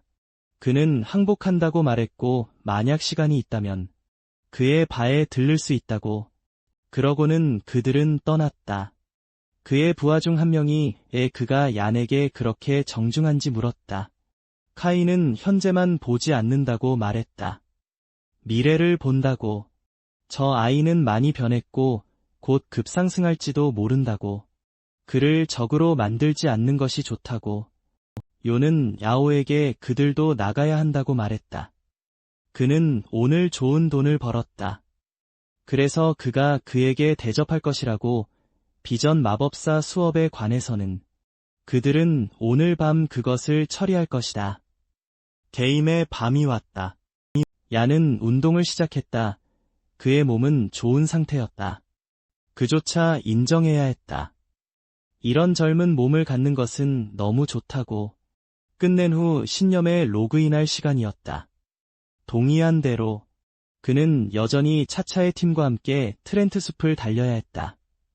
그는 헬멧을 쓰고 게임에 들어갔다. 그는 신녀 만에 다시 나타났다. 알림이 즉시 나타났다. 플레이어 Z가 친구 요청을 보냈다. 그리고 플레이어 플라잉 스톤. 그의 창고에 은화 한 잎을 입금했다. 얀이 준 공략이 실제로 효과가 있었다고 말하며 그들은 이미 타락한 주술사 캠프를 클리어했다. 그리고 남은 동전은 그를 위해 남겨졌다. 그는 또한 얀이 오그마트에 대한 가이드가 있는지 물었다. 그가 급하게 필요했기 때문에 진흙늪. 얀은 지의 요청을 수락했다. 야오였기 때문에 그리고 그가 이미 여기에 있었기 때문에 그는 그를 트리언트 숲 달리기에 데려가기로 결정했다. 오그마트 진흙 늪 가이드에 관해서는 그는 계속해서 공략을 팔 수 없었다. 그것은 의심을 살 것이다. 그들이 몇 번 실패할 때까지 기다리는 것이 좋다. 그러고 나서 더 높은 가격에 팔아라. 그것을 처리한 후 얀은 다른 것으로 돌아섰다. 숨겨진 퀘스트. 근처에 그는 낚시하는 남자를 발견했다. 그가 다가갔을 때 그는 그를 알아보았다. 의사 블레빈스. 그가 가까이 다가가는 순간 숨겨진 퀘스트가 촉발되었다. 블레빈스는 그가 고운 비단을 몇 개나 모았는지 물었다. 얀은 30개를 건네주었다. 블레빈스는 그의 관대함에 감사했다. 보상으로 그는 그에게 30개의 비단 조각을 돌려주었다. 그리고 그에게 스킬을 가르쳐주겠다고 제안했다. 시스템은 그에게 배우라고 재촉했다. 중급 전투 붕대. 이것이 바로 얀이 온 목적이었다. 그는 중급 전투 붕대를 받아들였다. 그는 더 좋은 붕대를 만들고 사용할 수 있었다. 각각은 비단 10개가 들고 체력 20을 회복시킨다. 시전은 10초가 걸린다. 하지만 3초 후에 중단될 수 있다. 심지어 팀원에게도 사용할 수 있다. 그것으로 숨겨진 퀘스트. 의사 블레빈스 의뢰는 이제 20 완료되었다. 요는 인상을 찌푸렸다. 겨우 20. 그는 비단을 넘기면 끝날 것이라고 생각했다. 그러자 그는 깨달았다. 이것은 아마도 연쇄 퀘스트일 것이라고. 블레빈스는 그것을 확인했다. 30개의 비단으로는 충분하지 않았다. 그는 더 필요했다. 그는 요에게 추가적인 고운 비단을 모아달라고 부탁했다. 그러자 메시지가 나타났다. 차차. 그녀는 팀이 준비되었다고 말하며 서두르라고 했다. 얀은 가는 중이라고 대답했다. 연쇄 퀘스트에 관해서는 그리고 차차의 팀을 기차숲으로 이끄는 것. 둘 다 정밀함이 필요했다. 그래서 무엇보다 먼저 그는 깃털 낙하 보석을 농사짓기로 결정했다. 트랙타운 텔레포트 지점의 수반에서 제트는 이미 기다리고 있었다. 얀은 그를 던전을 통해 캐리해주겠다고 약속했다. 그리고 그는 그가 어디에 있는지 궁금해하기 시작했다. 그러자 얀이 나타났다. 그는 제트에게 따라오라고 말했다. 그는 그를 삼지창 왕을 농사짓게 데려갈 것이다. 그러자 다른 그룹이 도착했다. 차차는 얀에게 손을 흔들었다. 그녀 옆에는 율란이 서 있었다. 제트의 눈은 그들을 본 순간 빛났다. 두 미녀 나쁘지 않다. 그는 얀을 쿡 찌르며 언제 그들을 만났는지 물었다. 차차가 끼어들어 말했다. 그녀는 란을 합류시키기 위해 많은 노력을 했다고. 그러니 얀은 그들을 창피하게 하지 않는 것이 좋다고. 첸보 바람 도적. 기뻐 보이지 않았다. 율란은 얀에게 인사했다. 그녀는 그가 차차가 언급한 바람 도적인지 물었다. 그들을 트렌트 숲으로 이끌 수 있는 사람. 그녀의 마음속에서 그녀는 그를 평가했다. 침착하고 꾸준하고 서두르지 않는. 그는 경험이 많은 사람의 분위기를 풍겼다. 얀은 간단하게 대답했다. 그는 던전을 클리어하는데 100 자신 있다고. 하지만 시작하기 전에 한 가지 분명히 하고 싶었다. 그는 팀장이 될 것이다. 그리고 모두가 그의 명령에 따라야 했다. 그룹은 그것을 좋아하지 않았다. 챔보는 즉시 그에게 질문했다. 왜 그들이 그의 말을 들어야 하는지, 만약 그가 실제로 아무것도 모른다면, 그리고 그들을 모두 전멸시키면 칸은 볼을 꾸짖었다. 그들이 이미 이것에 동의했다고 상기시키며, 사전에 그녀는 그가 지금 무슨 장난을 치려는지 물었다. 보는 그녀가 외부인을 위해 말하는 것을 믿을 수 없었다. 그녀는 그의 대신 얀에게 사과했다. 그리고 그에게 팀을 만들라고 말했다. 그녀는 모두가 그에게 합류하게 할 것이라고. 그것이 해결되었으므로 얀은 분명히 했다. 그녀는 예외 없이 그의 명령을 따라야 한다. 불만이 있는 사람이 있다면 그들은 나중에 그와 해결할 수 있었다. 만약 그들이 그것을 좋아하지 않는다면 떠나도 좋았다. 하지만 만약 누군가 달리는 동안 무언가를 시도한다면 또는 전멸을 유발하면 그는 가만두지 않을 것이라고. 그는 팀란을 만들었다. 차차비지 그리고 미네랄 워터가 합류했다. 란은 이 시점부터 선언했다. 얀의 명령은 또한 그녀의 명령이었다. 뒤에서 장난을 치려는 사람은 더 이상 그녀의 팀에 자리가 없을 것이라고. 보는 어두운 표정으로 합류했다. 얀은 그들의 목표를 밝혔다. 트렌트 숲 던전을 클리어하는 것. 그와 질을 제외하고 다른 모든 사람은 같은 편이었다. 비록 그들이 그를 좋아하지 않더라도 팀을 방해하고 전멸을 감수할 필요는 없었다. 그는 만약 실수가 발생하면 덧붙였다. 그의 명령 때문에 그는 10개의 은화로 그들에게 보상할 것이라고. 그 말에 모두가 충격받았다. 란은 차차에게 몸을 기울였다. 그리고 그녀가 이 남자를 어디서 찾았는지 조용히 물었다. 그의 자신감과 대담함은 그녀를 생각하게 만들었다. 어쩌면 그들이 정말 그것을 클리어할 수 있을지도 모른다고. 차차는 단지 미소 지으며 말했다. 얀은 분명히 할 수 있다고. 얀은 그러고 나서 모두에게 자신을 소개하라고 했다. 그들의 능력치와 함께 그는 방패 전사부터 시작했다. 끓인 물이 먼저 갔다. 방패 전사. 예순환 방어 230 체력. 27 공격 메인 탱크. 다음은 끓는 물 만두였다. 만두라고도 불리는 또 다른 방패 전사. 쉰한 방어 160 체력. 28 공격 그러고는 타오르는 불꽃. 32의 마법 데미지를 가진 화염 마법사. 그러고는 호박과 나머지가 딜을 이었다. 그 후에 얀은 첫 번째 명령을 내렸다. 끓인 물은 가속 무략을 사야 했다. 호박은 힘 무략을 얻어야 했다. 그들은 깜짝 놀랐다. 그 무략들은 싸지 않았다. 각각 수십 개의 굴이 동전이 들었다. 그들 중 일부는 비용이 너무 높다고 망설였다. 트렌트 숲을 클리어하더라도 그것을 되찾을 수 있다는 보장이 없었다. 보는 비웃었다. 그는 얀이 실제로 기술이 좀 있다고 생각했다. 하지만 이렇게 많은 무략을 사는 것은 리더로서도 이런 식으로 던전을 클리어할 수는 없다고. 진은 즉시 반박했다. 그는 말했다. 보는 쓸데없는 말을 너무 많이 한다고. 그는 단지 무략을 살 돈이 없는 것처럼 들린다고. 만약 돈이 없다면 그가 좀 빌려줄 수 있다고. 보는 무슨 뜻이냐고 쏘아붙였다. 진은 분명하게 그를 의미한다고 대답했다. 차차는 혀를 찼다. 그녀는 얀에게 일반 난이도를 클리어하는데 트렌트 숲이 정말로 이 많은 무략이 필요한지 물었다. 그녀는 또한 돈을 되찾지 못할까 봐 걱정했다. 요는 단지 그녀가 곧 이해하게 될 것이라고 말했다. 무략을 사게 하는 것은 결코 낭비가 아니었다. 왜냐하면 그가 클리어하려고 계획한 것은 일반 난이도가 아니었기 때문이다. 최고 등급의 전문가 난이도였다.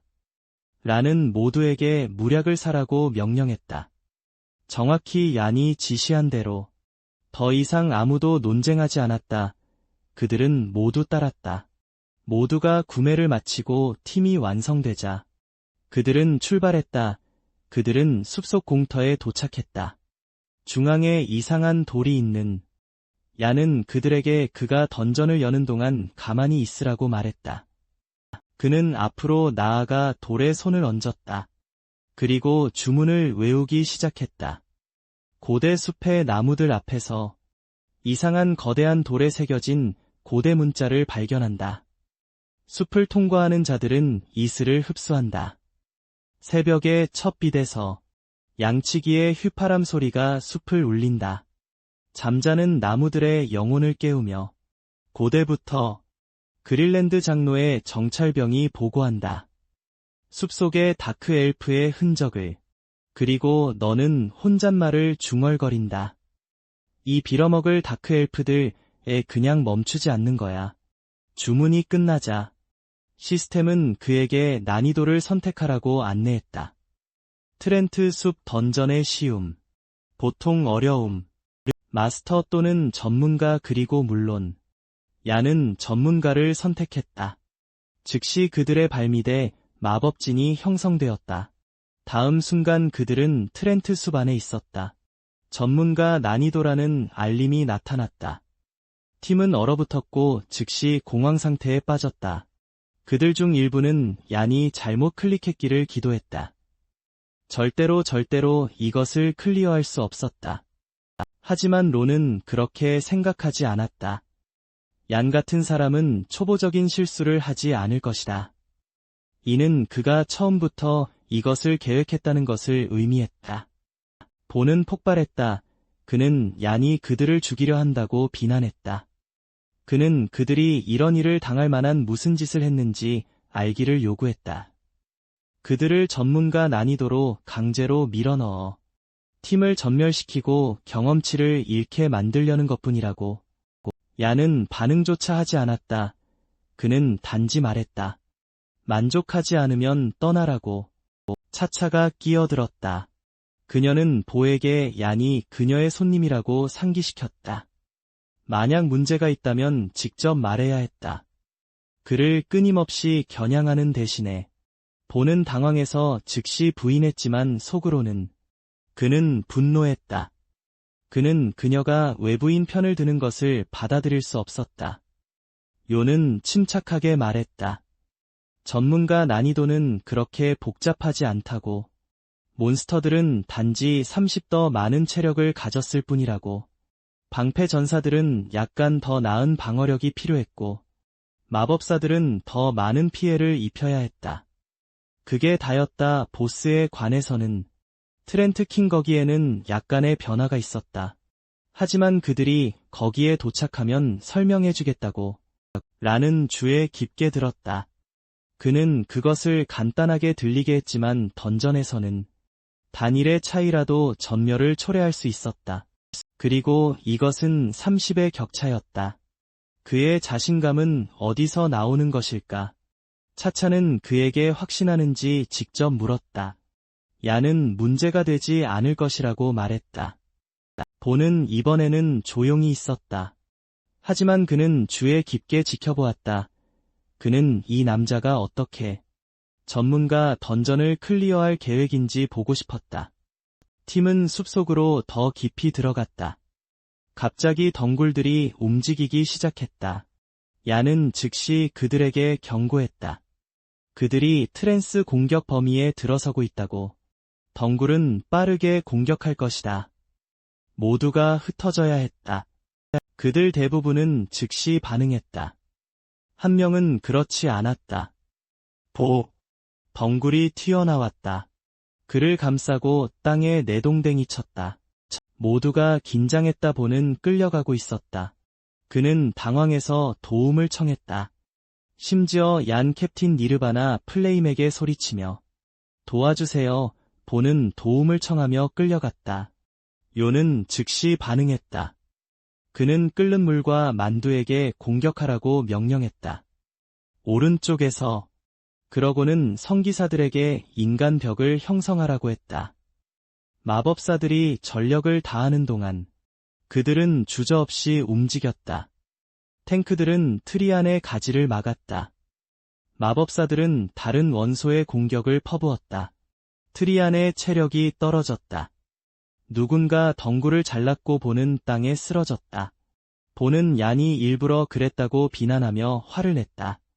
그는 얀이 그 경향을 알아챘다고 주장했다. 그리고 그에게 경고하지 않았다고. 그렇지 않으면 그 상황에서 어떻게 그렇게 침착할 수 있었을까? 이안은 움찔하지 않았다. 그는 그에게 사실을 바로잡으라고 말했다. 그들은 동시에 그 경향을 발견했다. 방패 전사들조차 그것을 피했다. 그런데 도둑인 그가 못했다고. 그는 정말로 보가 어떻게 그 클래스를 플레이하는지 이해하지 못했다. 지는 불에 기름을 부었다. 그는 자신의 기술 부족을 다른 사람 탓으로 돌리는 것은 솔직히 웃기다고 말했다. 이대로라면 길거리에서 아무 도둑이나 데려와도 더 잘할지도 모른다고. 보의 얼굴이 붉어졌다. 란이 끼어들어 그만하라고 말했다. 그는 이미 충분히 창피를 당했다. 그 말을 듣고 보는 그녀도 그들 편을 드는 것을 믿을 수 없었다. 얀은 말을 잘랐다. 그만 이야기하고 그들은 계속 움직여야 했다. 트렌트 숲은 함정으로 가득했다. 다크 엘프들이 남긴 그는 직접 길을 개척할 것이라고. 그리고 그 과정에서 보는 진짜 도둑이 어떻게 플레이하는지 보고 배울 수 있었다. 그들은 얀을 선두로 계속 전진했다. 누군가 갑자기 경고를 외쳤다. 앞에 쓰러지는 나무줄기. 얀은 즉시 반응했다. 그것을 쉽게 피하며 그는 속도를 늦추지 않았다. 다른 함정이 위에서 떨어지는 그물을 작동시켰다. 얀은 한 번에 그것을 깨끗하게 베었다. 자인은 깜짝 놀랐다. 그는 얀의 도둑 게임 플레이가 이렇게 부드러울 줄은 예상하지 못했다. 란은 감명받아 고개를 끄덕였다. 그의 움직임은 날카롭고 효율적이었다. 그의 함정 제거 속도는 다른 차원이었다. 보는 비웃으며 특별한 것은 아니라고 말했다. 그도 똑같이 할 수 있다고. 그러고는 그는 무언가를 밟았다. 땅이 꺼졌다. 그는 가시 구덩이에 바로 떨어졌다. 잠시 동안 그는 죽었다고 생각했다. 하지만 한 손이 그의 다리를 잡았다. 그를 끌어올려 다시 땅에 던졌다. 요는 그를 보고 분명하게 말했다. 이렇게 형편없는 도둑은 처음 본다고. 보는 요니 자신을 함정에 빠뜨렸다고 주장하며 반박했다. 요는 그 지점을 아무 문제 없이 지나갔다. 그런데 어떻게 그가 떨어졌을까? 지는 즉시 그를 배은망덕하다고 불렀다. 만약 얀이 그를 구해주지 않았다면 그는 이미 죽었을 것이다. 얀은 논쟁하지 않았다. 그는 단지 사실을 말했다. 보는 스스로 함정에 빠졌다. 누가 그를 밀친 것도 아닌데 그는 정말로 생각했나? 얀이 걸었던 모든 곳이 자동으로 안전하다고.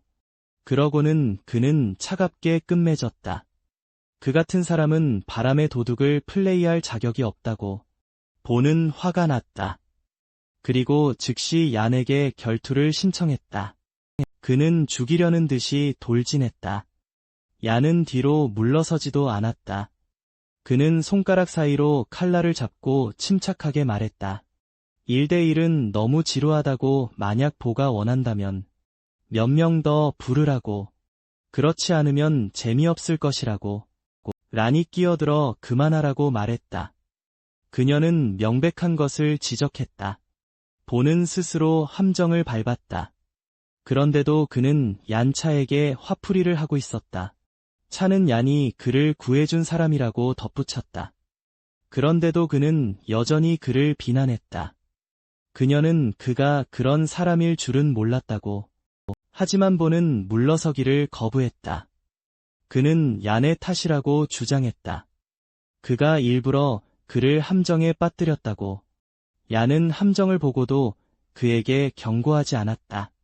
그들은 팀원인데도 외부인 편을 들었다. 끓는 물이 끼어들어 그만하라고 말했다. 요는 잘못한 것이 없다. 오히려 보가 끊임없이 그를 겨냥하고 있었다. 그리고 모두가 그것을 분명히 보았다. 보는 갑자기 웃었다. 그러고는 욘에게 자신을 증명하라고 도전했다. 그는 욘이 이 던전을 어떻게 클리어할지 보고 싶어 했다. 그 후 그는 파티를 떠났다. 차차는 얀에게 일어난 일에 대해 재빨리 사과했다. 얀은 단지 그것을 무시했다. 솔직히 그런 사람 없이 더 낫다고. 그들을 끌어내리는 동시에 그는 무언가를 깨달았다. 만약 그가 미래의 던전을 운영하고 싶다면 그는 자신의 팀을 만들어야 할 것이다. 라는 나중에 그것에 대해 이야기할 수 있다고 말했다. 지금은 던전을 클리어하는 데 집중해야 했다. 30분이 지났다. 얀은 스텔스로 앞서 정찰한 후 돌아왔다. 그는 그들에게 앞으로의 길이 완전히 막혔다고 말했다. 총 18개의 트렌치가 있었다. 란의 표정이 바뀌었다. 그 숫자는 너무 많았다. 그들은 한 번에 그렇게 많은 것을 처리할 수 없었다. 얀은 그들을 안심시켰다. 그는 그들을 싸우게 할 만큼 어리석지 않다고. 18개 모두 함께 그러고는 그는 나뭇가지 위로 뛰어올랐다. 다른 사람들은 혼란스러워하며 그를 쳐다보았다. 얀은 그의 석궁을 꺼냈다. 그는 그들에게 신이 무엇인지 보여주려고 했다. 티어 어그로 풀링이 정말로 어떤 것인지. 그는 석궁에서 화살을 발사했다. 3개의 화살이 한 번에 쏘아져 나갔다. 다른 방향으로 공터를 가로질러. 파티는 혼란스러워 얼어붙었다. 일부는 그의 손이 미끄러졌다고 생각했다. 끓는 물은 긴장했다. 이것이 모든 트렌트를 깨우게 될까봐 걱정하며, 그리고 그들을 전멸시킬까봐. 그러자 얀은 침착하고 정확하게 말했다. 그는 끓는 물에게 2에서 막으라고 말했다. 89.288.212. 화살이 여러 트렌드에 동시에 명중했다. 마이너스 11 데미지란에 눈이 커졌다. 이것은 무작위가 아니었다. 3중 사격을 사용하여 손석궁으로 3개의 개별 지점을 맞추고 이렇게 어그로를 조절하는 것은 그녀가 들어본 적만 있는 기술이었다. 거의 신화적인 것.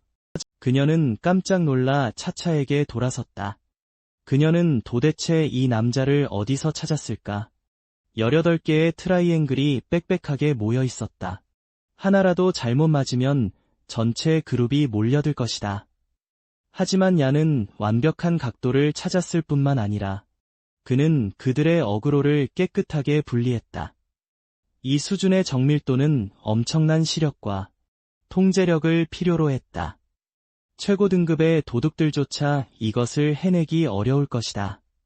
그녀는 만약 그들이 이전에 그 같은 사람이 있었다면 그들의 생존율은 적어도 30는 올라갈 것이라고 중얼거렸다. 차차는 마침내 이해했다. 이 남자는 단지 좋은 것이 아니었다. 그는 다른 차원이었다. 한편 트렌드는 앞으로 돌진했다. 얀은 즉시 명령을 내렸다. 끓는 물이 하나를 맡을 것이다. 그냥 버티고 무게 중심을 유지하면 트렌드는 뚫지 못할 것이다. 다른 모든 사람들은 따라와서 집중할 것이다. 나머지 목표에 발사하라. 팀은 움직였다. 끓는 물. 몸을 웅크리고 막았다. 그리고 얀이 말한 대로 그것은 효과가 있었다. 라는 그에게 버티라고 외쳤다. 그들의 쪽은 이미 끝났다. 그들은 넘어오고 있었다. 마법사들이 함께 시전했다. 주문이 날아갔다. 그리고 들어오는 덩굴들이 공중에서 잘려나갔다. 트렌치가 무너졌다. 그러고는 무언가 떨어졌다. 장비. 마법사 청동 등급 건틀릿. 그들은 깜짝 놀랐다. 이것은 전문가 난이도였다. 그리고 단 2 트렌트가 이미 장비를 떨어뜨렸다. 그들이 쉬운 모드를 돌았을 때 그들은 단 하나의 드랍도 보지 못했다. 차차는 여전히 놀라워하며 얀에게 돌아섰다. 그는 어떻게 이 모든 것을 했을까? 그것은 미친 짓이었다. 야는 그가 말한 대로 간단하게 유지했다. 그는 그들을 이끌고 전문가 난이도를 클리어할 것이라고. 이제 그들은 이 방법을 반복하기만 하면 되었다. 그리고 숲의 모든 트렌트를 쓸어버리면 되었다. 또 다른 화살이 날아갔다. 그것은 트렌드에 명중했다. 그것은 분노에 차서 포효했다. 야는 멈추지 않았다. 그는 팀을 한 걸음씩 앞으로 이끌었다. 던전을 뚫고 나아가며 20분 후 팀은 쉬고 있었다. 그들은 원을 그리며 앉았다. 중앙에 모든 전리품을 쌓아두고 그들 중 한 명은 전문가를 예상하지 못했다고 말했다. 난이도가 이렇게 보람있을 줄은 몰랐다고. 그들은 단지 트렌치 그룹을 클리어했을 뿐인데 그런데도 그렇게 많은 장비가 떨어졌다. 그들이 정신이 팔린 동안 그들 뒤에서 무언가 움직였다. 야는 이미 그것을 감지했다. 그는 그들에게 이것은 시작에 불과하다고 말했다. 전문가 등급 트렌트 숲의 보상은 이것보다 훨씬 더 컸다. 그는 그들에게 잘 쉬라고 말했다. 그들이 끝나면 계속 움직일 것이라고. 곧 그들은 갈림길에 도착했다. 야는 그들에게 서쪽으로 가라고 말했다라는 인상을 찌푸렸다. 서쪽은 막다른 길이었다. 그들은 동쪽으로 가야 했다. 하지만 야는 단지 그를 믿으라고 말했다. 그는 그녀를 손에 보게 하지 않을 것이라고.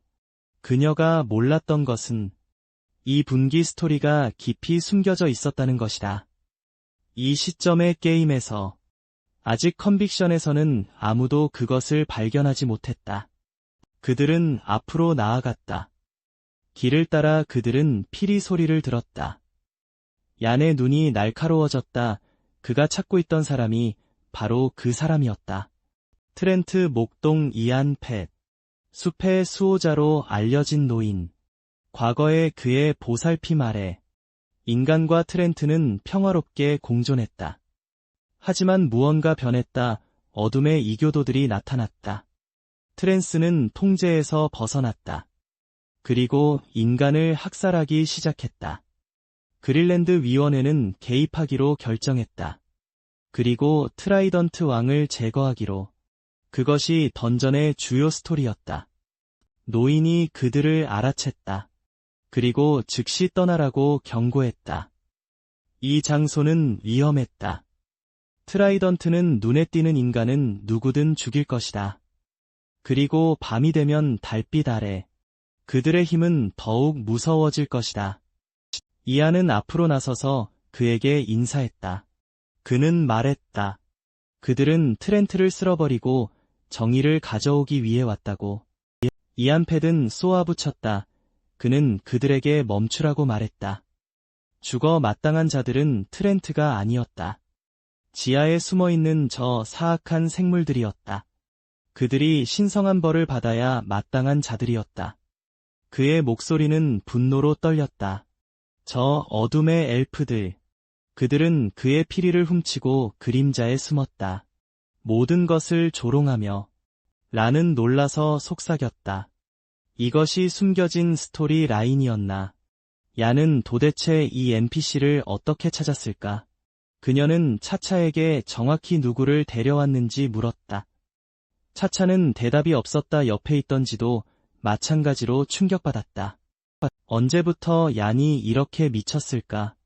이 퀘스트를 촉발하지 않고는 그들은 전문가 등급을 물리칠 수 없을 것이다. 트렌트 킹. 얀은 침착하게 대답했다. 그는 이미 저 생물들을 알아챘다고 말했다. 그가 숲에 들어서는 순간 그는 성스러운 빛이 그들을 정화해주기를 기도했다. 이안 팻의 눈이 빛났다. 이 모험가는 실제로 그들을 감지할 수 있었다. 그는 재빨리 2명의 다크엘프가 그의 피리를 훔쳤다고 설명했다. 그것이 모든 것의 근원이었다.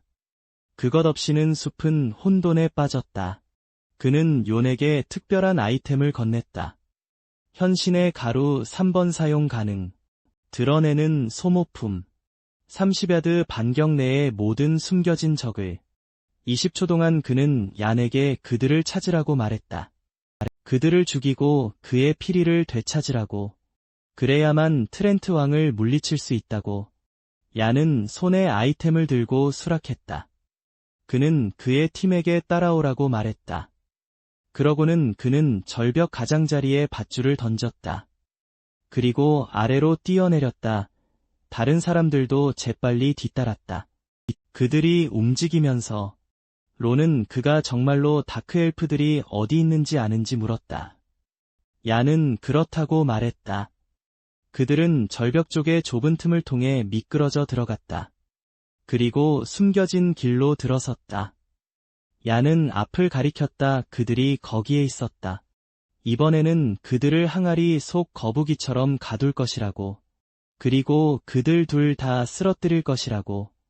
차차는 그가 어떻게 그들이 거기에 있는지 알았는지 물었다.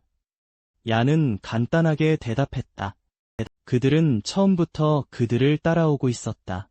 등골이 오싹했다. 그녀는 주위를 둘러보았다. 아무것도 없었지만 얀은 이미 그들이 가까워지는 것을 느낄 수 있었다. 얀은 설명했다. 두 다크엘프는 극도로 조심스럽다고. 만약 그들이 이것을 한 번에 끝내지 못하면 그들은 도망칠 것이다. 그리고 그들을 다시 잡는 것은 거의 불가능할 것이다. 엘프들은 조용히 그들을 쫓으며 숨어 있었다. 그들이 미끼를 물 때까지 기다리며 요는 현신의 가루를 던졌다. 숨겨진 모습들이 즉시 드러났다. 다크 엘프들은 당황했다. 그들은 돌아서서 도망치려 했다. 하지만 끓는 물과 제트는 이미 거기에 있었다. 출구를 막고 있었다. 엘프들은 선택의 여지가 없었다. 그들은 공격했다. 끓는 물은 버티고 공격을 막았다. 진은 손을 들었다. 불이 빠르게 모였다. 불덩이가 쏘아져 나갔다. 다크 엘프 중 하나에게 직접 명중했다. 란과 다른 사람들은 지원하러 달려들었다. 얀은 명령을 내렸다. 그들을 끝내라고. 피리는 그들의 몸에 있었다. 그는 그들 중 하나와 정면으로 맞붙었다. 엘프는 발톱을 번쩍이며 달려들었다. 얀은 들어가서 반격했다. 깨끗한 치명타. -50 그러자 란이 뒤따랐다. 한 번의 깨끗한 휘두름으로 엘프의 팔이 잘려나갔다. 다크 엘프는 쓰러져 죽었다. 이안은 숨을 내쉬었다. 그는 피리를 집어들었다. 이것으로 트렌트 숲을 클리어하는 것이 더 쉬워질 것이다. 이안 패대 피리. 레벨 0 이상이면 누구나 사용할 수 있었다. 활성화되면 트렌트 타입 생물에게 공포를 심어주었다. 그들의 스탯을 50 감소시키고 사용자의 체력을 300 증가시키는 동안. 하지만 그것은 트렌트 숲 던전 안에서만 작동했다. 그러자 차차가 그를 불렀다. 그녀는 다른 것을 발견했다. 편지. 얀이 그것을 집어들었을 때 새로운 프롬프트가 나타났다. 숨겨진 분기 퀘스트. 베라트란 장군에게 비밀 편지를 전달하라. 그리고 드로우 부족의 반격에 대해 경고하라. 그녀는 그 위에 무엇이 쓰여 있는지 물었다. 그녀가 글자를 완전히 읽을 수 없었기 때문에 얀은 그것이 분기 스토리라인의 일부라고 말했다. 그들이 트렌트 숲을 클리어하면 도시로 돌아가서 제출하기만 하면 되었다. 모두가 예상치 못한 보상에 흥분했다. 이제 그들은 던전을 끝내고 싶어 더욱 간절해졌다. 요는 피리를 끓는 물에게 건넸다. 그가 팀의 주 탱크였기 때문에 끓는 물은 충격받았다. 그의 체력이 플러스 300으로 뛰어올랐다. 이것으로 트렌트 킹과 정면으로 맞서더라도 더 이상 무섭지 않았다. 그들은 다시 출발했다지는 감탄을 숨길 수 없었다. 그들이 숲에 들어갔을 때 팀의 일부는 여전히 얀을 의심했다. 하지만 이제 그들의 태도는 완전히 바뀌었다. 그는 자랑스러움을 느꼈다. 곧 숲은 혼란에 빠졌다. 그들은 함께 트렌치에 맞섰다. 거대한 나무줄기들이 차례로 쓰러졌다. 드랍에서 그들은 청동 등급의 둥근 방패를 얻었다. 플러스 열 방어력으로 끓는 물은 그의 낡은 장비와 비교했다. 이것이 훨씬 더 좋았다. 라는 요청을 가지고 얀에게 다가갔다. 그녀는 좀 과하다는 것을 알았다. 이 모든 것이 그의 리더십에서 비롯되었기 때문에. 하지만 그녀는 그것으로 방패를 살 수 있는지 물었다. 얀이 없더라도 그들의 팀은 더 높은 레벨의 던전에 도전할 수 있을지도 모른다. 얀은 도둑 장비만 필요하다고 말했다. 그리고 트렌트 킹의 깃털 낙하 보석. 다른 모든 것은 어차피 팔릴 것이라고. 파는 것은 파는 것이니 만약 그들이 필요하다면 그들은 그것을 가질 수 있었다. 라는 진심으로 그에게 감사했다. 차차도 사과했다. 그 때문에 그가 손해를 보게 되었다고 말하며 그러고는 그녀도 그에게 감사했다. 갑자기 땅에서 덩굴이 솟아올랐다. 더 많은 덩굴이 솟아오르면서 땅이 갈라졌다. 얀의 표정이 날카로워졌다.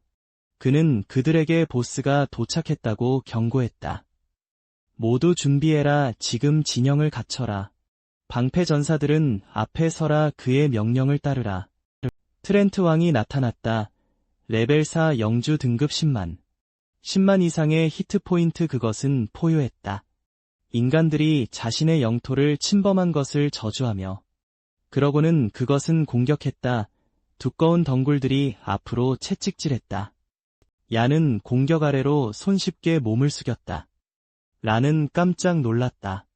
레벨 2 도둑이 레벨 4 영주 등급 보스를 상대하는 것은 이렇게 깨끗하게 그녀는 그런 것을 본 적이 없었다. 얀은 즉시 명령을 내렸다. 끓는 물이 탱크를 맡을 것이다. 근접 전투원들은 그 뒤에 서라. 마법 클래스는 들어가는 것이 금지되었다. 보스로부터 30야드 이내에 끓는 물은 즉시 압박을 느꼈다. 그것의 방어력은 엄청나게 높았다. 얀은 마법사들을 불렀다. 그러고는 신호를 보냈다. 함께 공격하라. 다른 원소의 주문이 한 번에 발사되었다. 끓는 물이 전선을 지키는 동안 오늘 이야기는 여기까지입니다. 이 시리즈의 주간 챕터 업데이트를 원하신다면 이제 제 두 번째 채널에 업로드될 것입니다. 만화 업데이터. 그러니 다음에 무슨 일이 일어날지 놓치고 싶지 않다면 꼭 확인하고 업데이트갱에 가입하세요. 시청해주셔서 감사합니다. 멋지게 지내세요. 멋지게 지내고 다음 편에서 뵙겠습니다.